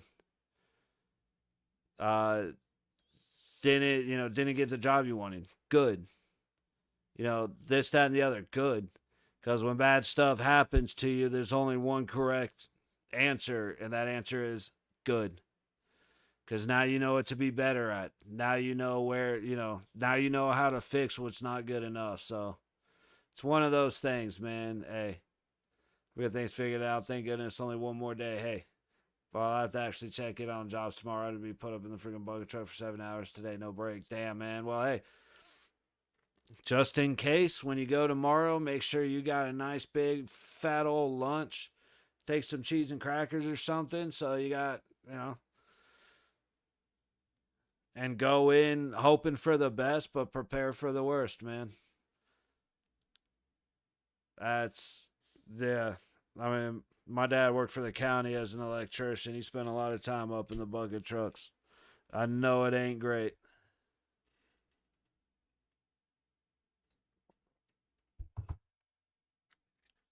But you'll make it through it, man. Like I said, this is not to reference is it Garth Brooks? Honky Tonk Bar Association. You get through the day, you come here, let it out, and tomorrow you start over again, man. So, hey, like I said, you got through the day enough to come here. Pretty good day. Sounds like a good enough day to me, man. Ooh, I already forgot.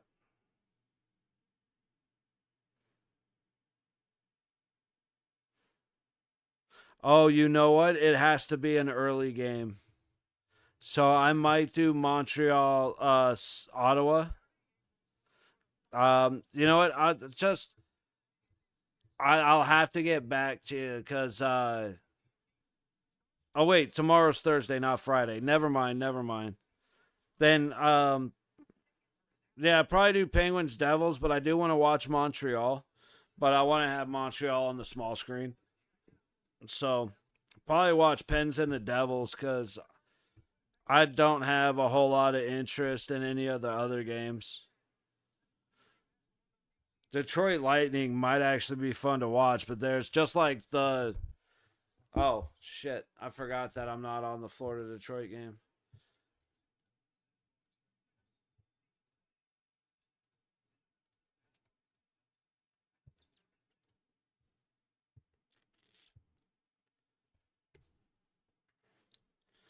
But yeah, Pens and Devils should be a better game than much of the other stuff. Just like I said, nothing really matters for any of the teams.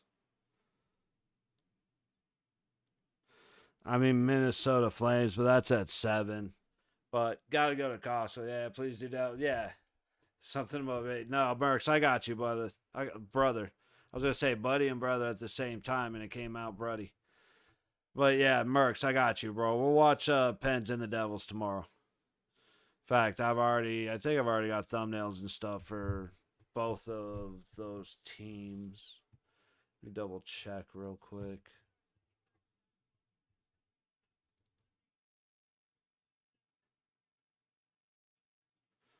Pens, New York, and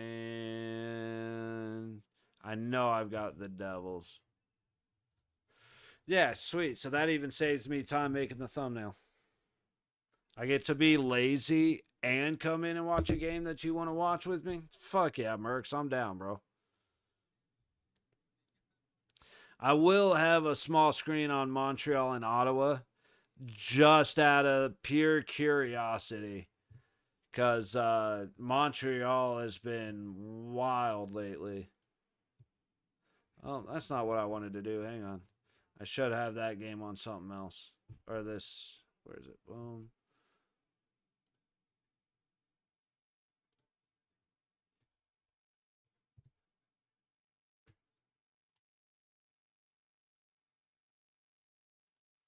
All right, we're getting ready to start third period. Third.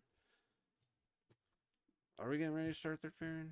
That motivates to get through tomorrow. I might even hit the ice before the game. That's how motivated I am now. Hey, bro, don't be making me feel all good, like a good person and shit right now. Actually, I kind of like it. No, hell yeah, dude. If that's what it takes, brother, then consider it done. I'm here. 4 o'clock tomorrow. I'm here.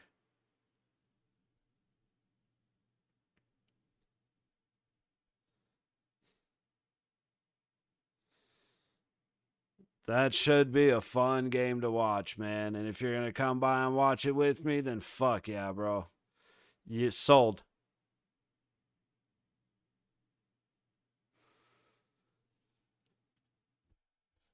All right. So I'm going to watch Florida Detroit until Florida scores one more time. And then I'm putting Washington Carolina on the main screen.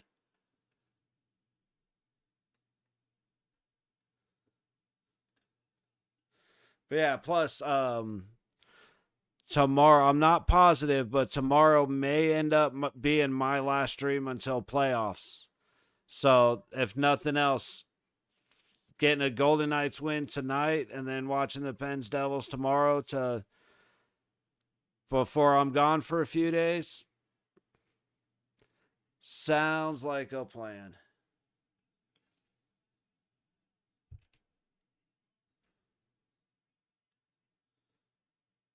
We got an icing.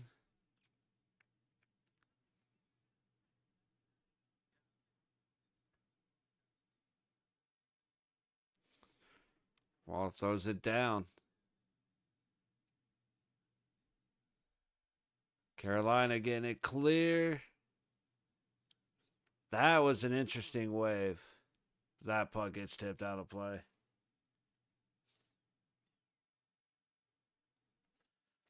All right, minute gone. Detroit not able to get deep. Wait, yes, they are.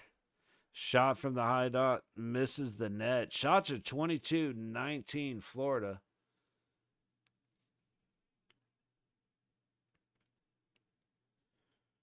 Forsling going back for the puck. Marchand on one side. Lusterman headed up. 1-on-3, trying to get it deep. Strum to chase. It gets all the way around to Mikkola. Back to Strum. Or Sturm. Tries to center it. He does. Schmitty throws it at the net. Talbot with a little bit of a stylish glove save. Dude, what timing by the Capitals. Just to stay on side right there, break through, and end up with a hard shot on.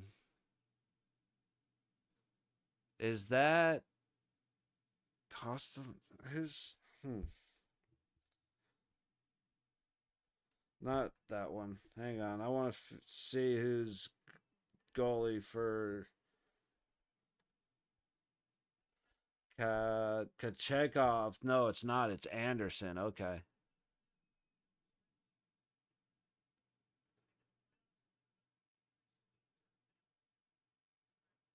Canes right back up the ice. Shot from the middle. Fought off. Think Caps were trying to call it out of play, but no whistle. All the way down. Burns makes a move. Trying to head out of his own zone. They're clean. Canes get it all the way across, but it's sloppy. Carolina trying to get it to the point. They eventually do. Go opposite side. Big shot. Tip out front. Puck's knocked down. Little bit of a battle, but Washington's gonna come away with it. Checking back in. Talbot playing behind his net. Down in Florida. Panthers backing up, trying to get it forward. Greer gets it deep.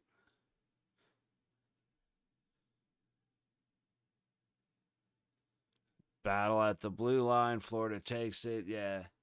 This game's kind of working its way to over, but this is what I'm going to use as my time because come like 6:30, I got to get out of here, grab something to eat real quick, kind of chill out, start up some laundry, do the basic stuff, and then hop back on for Seattle at the Golden Knights. Dude, Barkov stuffed by Talbot on the wraparound. I will say, you know what? We are going to switch these games. The thumbnailed game is getting kicked out of here because, yeah, I thought it'd be a little more entertaining. It was a little more physical at the start, but that's faded quite a bit. And this Carolina-Washington game has been awesome. Gonna have an icing, though. Face off in front of Anderson in the Kane zone. 11:45 to go in the second in Washington. But back to Florida. 4 minutes gone in the third period. Turnover at the Florida blue line. Confer working his way down. He gets it deep. Marchand, being the typical Nat, gets the puck away. That's one thing. I, in no way. Oh, wait. Florida loses it. Barkov's going to get a low stop, and then you got him going at it. Here we go. This is more of what I was expecting. At a hard slash, I think broke Confer's stick or broke one of their sticks after the play was dead.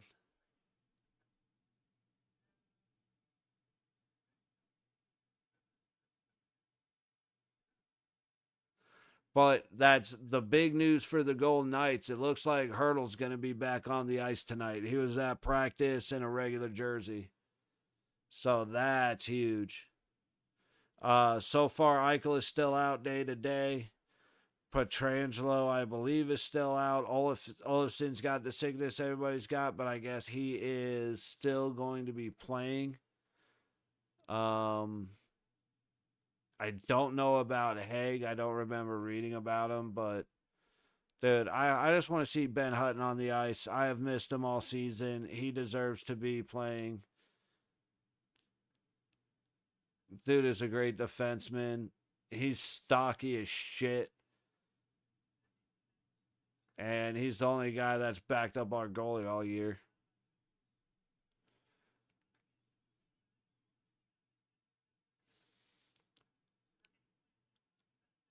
All right. Sturm hits a stick and goes out of play. Unfortunate. Damn, see, we'll have to see. Maybe it'll work out Tuesday, but I don't think it will because watching Florida play Tampa in Tampa for the last game of the season, dude, that, like, mark that on your calendars next Tuesday. That's a game to watch for sure.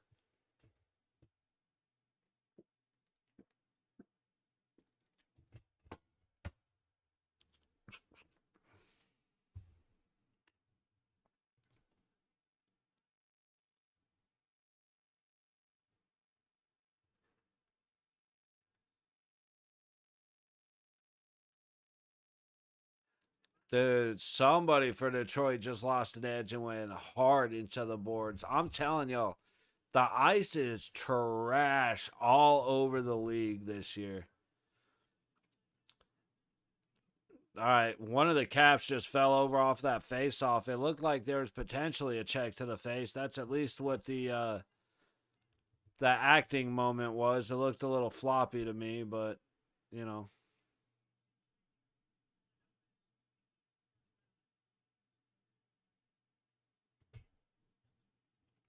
Had a close call for another goal for Florida. But Talbot is somehow keeping this game down to 3-1. And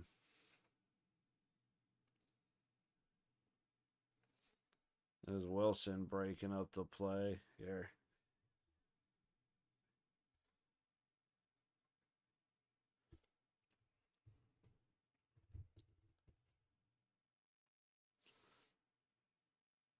I'm on the wrong team.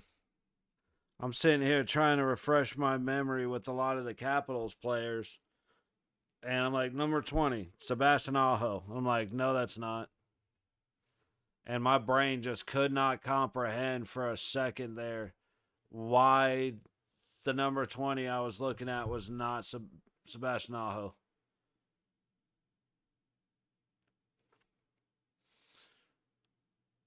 Finally out of work. Nice. Michigan made. Fuck yes. Crack them open and smoke them if you got them.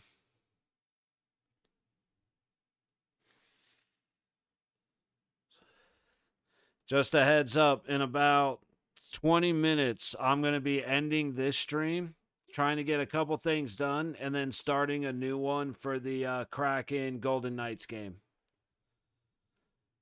So if at any point you try to pop back in here and I'm not, like, it's over, I will be back. It's just going to be a little bit. I need to try and smash something quick to eat, get some stuff done, and then pop on by 7.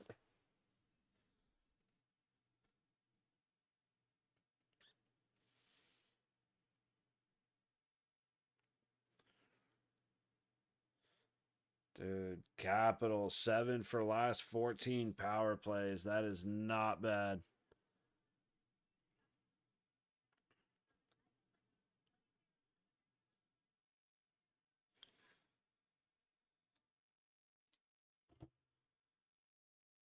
See, this is what we really need. Every now and then, NHL or ESPN Plus, whoever's doing it, tags the players with their name. And, like, if you ever wonder how the play-by-play guys are so quick, it's because they have that. Hey, man. It's not complaining to just talk about a day, like having to go in on a day off, man. That's what this place is for, dude. It's not complaining to vent a little bit. Like I said, and plus it's a conversation that we carrying on from yesterday. But hey, like you said, to each their own. Capitals just scored on another power play. That's 8 for 15. And Washington just put 2 on the board in the last, like, 2 minutes. What was it? Oh, never mind. I thought they just scored on a power play, but they did not. That's on me. But they did score on the second power play goal. I could have sworn.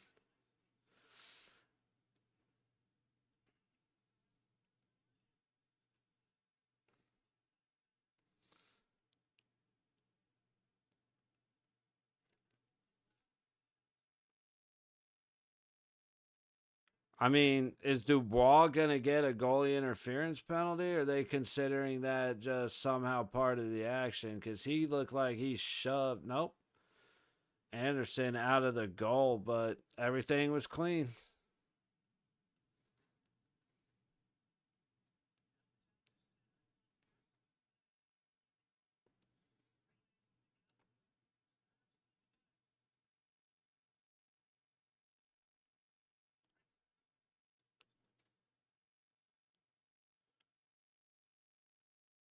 Colorado's still controlling in the capital zone. There is a new fire under Washington.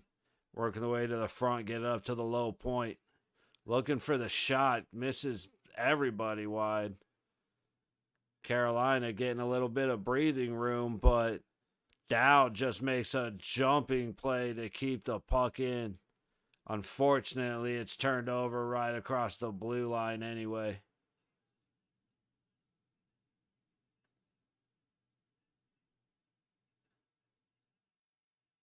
Controlling behind the net. Capitals trying to make their way back in.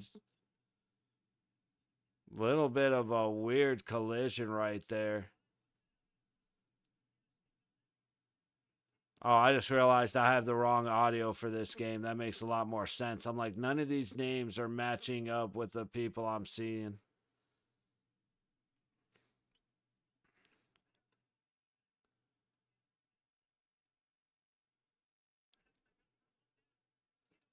Barely onside. Lundell just went all the way up. A good stick to keep it a weak shot.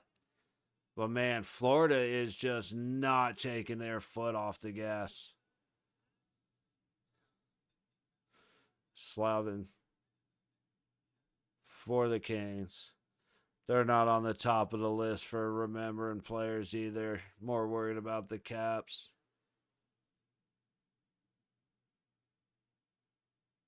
Battle in the low corner. Carolina zone. Nope, that's on 100% on me. This is Capital zone. 2 shots, puck go wide.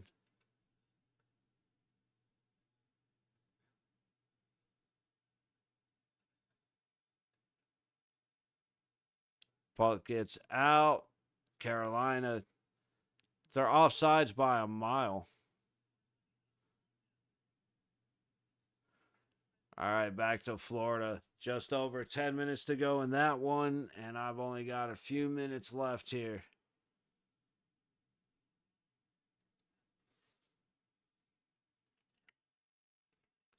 We'll have to restart and come back in. Detroit kind of needs a miracle. Whatever had them going at the start of the first period has faded hard. Florida is just on another step right now. Going up 3-1 at home. That's brother. I get it. Hey, man. That's. If Merck takes offense, he does. If not, whatever. Hope not. Like I said, everybody does different things. You know, it's like as much as you work, I'm sure there's somebody that works longer hours doing different things. You know what I mean? It's to each their own. Like you said, to each their own. But, you know, that's up to him. To me, yeah, you got to do a lot more to offend me than something like that.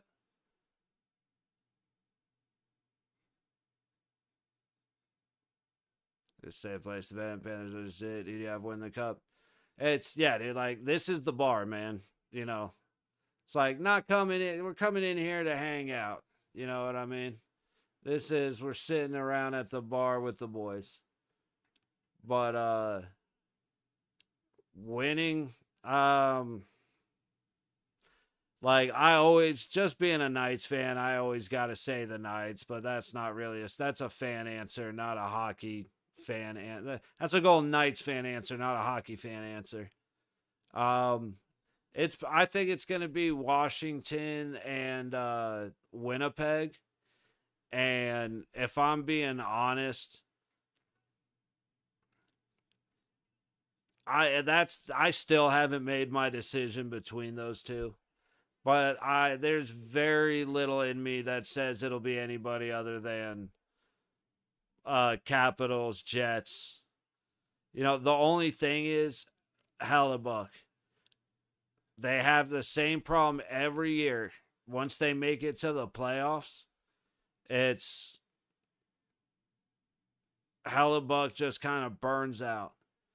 So always worried about that with him, especially not getting a break during Four Nations. But I do see he's playing on another level. I see him playing great, and of course Lindgren and Logan Thompson. As long as LT's healthy, that's a dangerous combination of dangerous goalie duo. Plus, both teams just know how to score. They've actually been really fun to watch. They beat the shit out of us.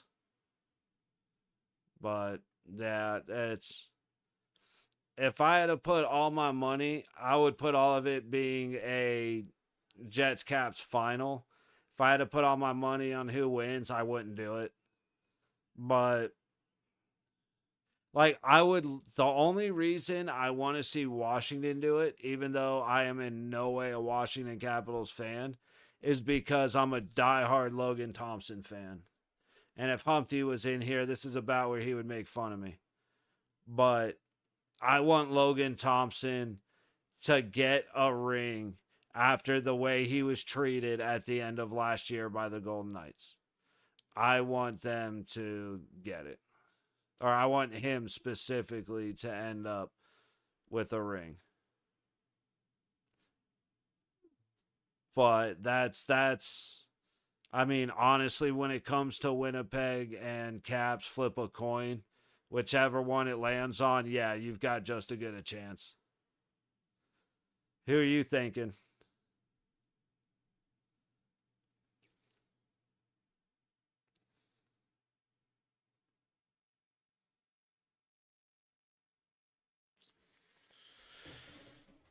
I'm going to roll up a stogie real quick. Like I said, I want to try and make this as quick as possible. So when I bail out, back right on time for 7 o'clock.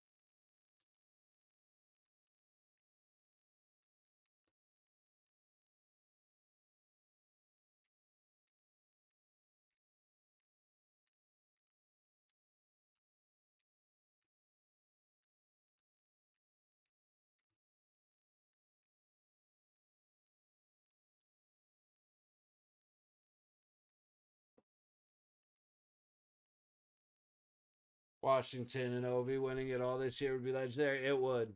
Besides, they get it done, yeah. The Canadian team finally win one again, though. You got Bags of Caps, though. Yeah.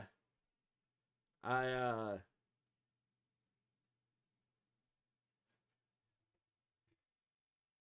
I agree with everything except for see. It'd be nice to see a Canadian team win. Sorry, but USA, USA, USA.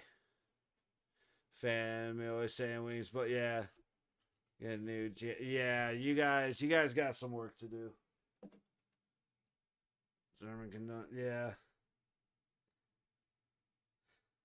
It's it'll be interesting to see what happens in the offseason because a lot of the trades that happened at the deadline were pretty surprising. So I'll be curious to see how a lot of teams end up playing those trade or um it's going to be interesting to see how those teams decide to use the trades they took advantage of at the deadline during the offseason. You got the new draft, all that stuff. Got to start checking some AHL guys and seeing how they've been doing because I'm sure you're going to see some new names in preseason that are going to start getting real popular.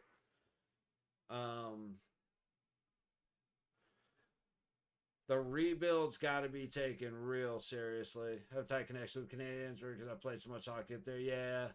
And they was about to say always one USA teams win. Hey, there you go.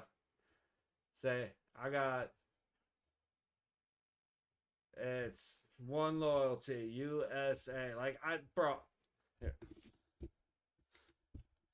Dude, when I'm cheering for the Kachuk brothers because they have on a USA jersey, that's what it's. It's like, nah, dude. That's all USA all the way.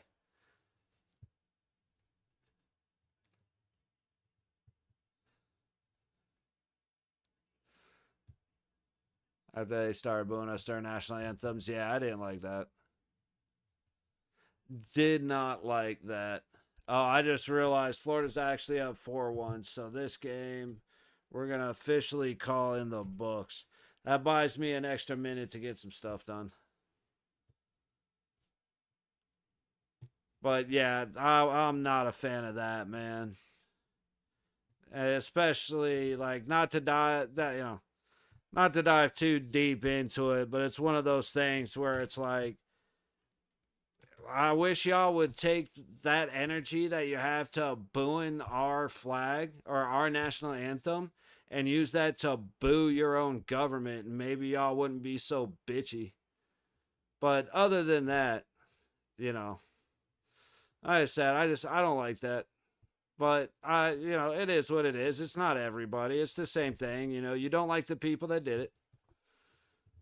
Plenty of Canadians didn't do it and got, no hate towards them whatsoever. But I'll definitely run my mouth a little bit, kind of be an asshole when it comes to that.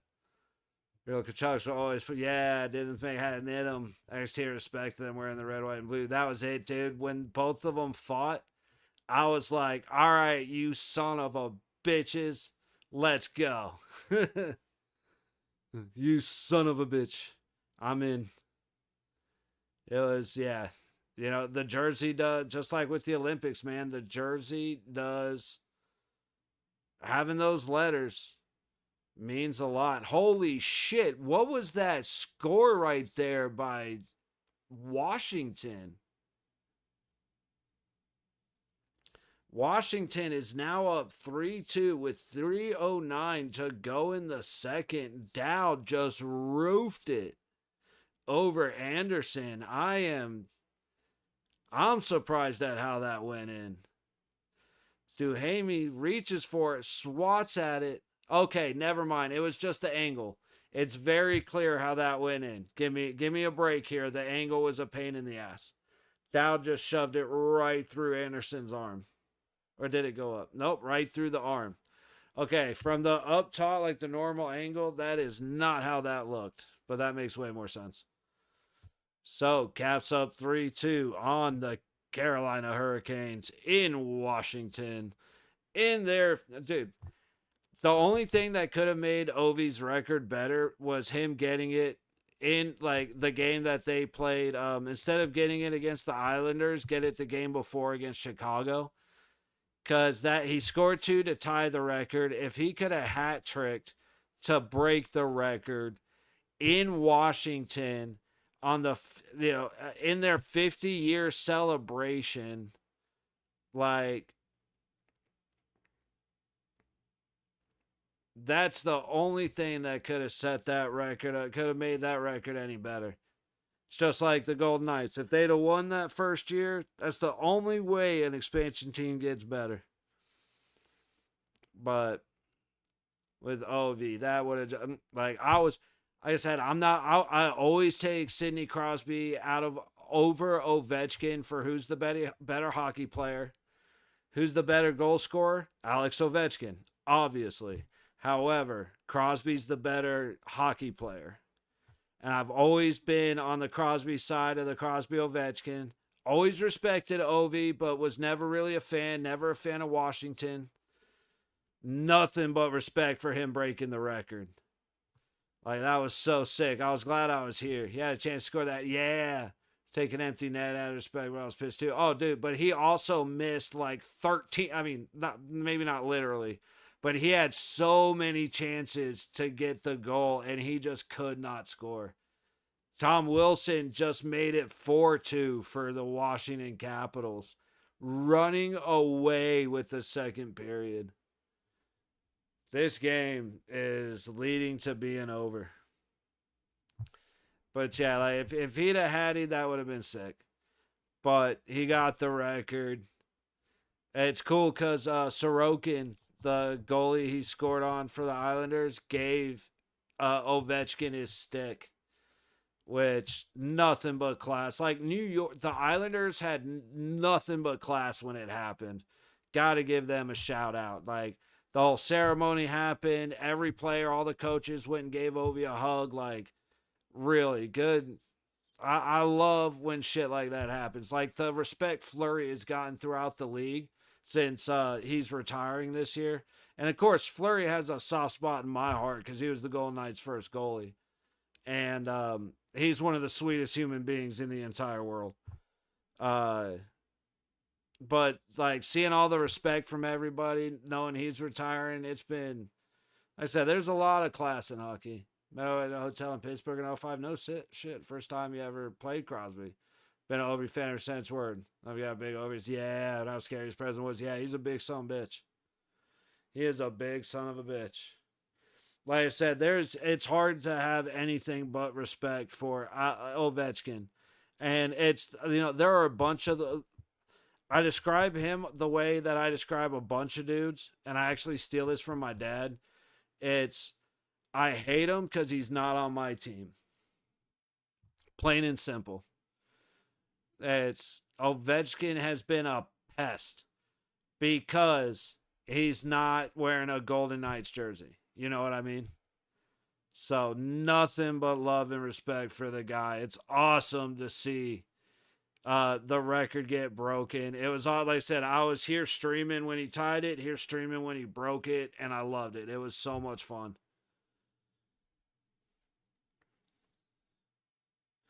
All right, hey, I'm going to sign off on this one. Like I said, I do just want to grab a snack real quick, get my water, kind of just take a few minutes to relax, maybe burn one real quick. And then I'm going to come back at 7 o'clock for the Seattle Kraken at the Golden Knights. So I will be, like I said, I don't know how to do the raid and stuff yet, or to like do that into the next stream. A little bit incompetent when it comes to that, but I'll figure it out. Anyway, that was my first non-Red Wings NHL game ever. I was 13. Can't believe you started. No shit, right? Juggernaut. That's sick by far. Nice. Yeah, like right now, Mark Stone's my favorite player. In my opinion, he's the best two-way player going right now. Was always a Crosby fan, the same way you are with Ovechkin.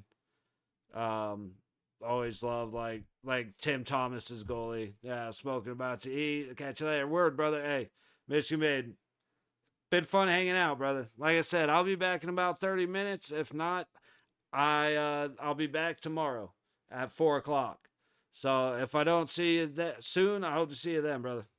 But enjoy your smoke, enjoy your food, and I'll definitely catch you soon. See you in about 30 minutes, everybody.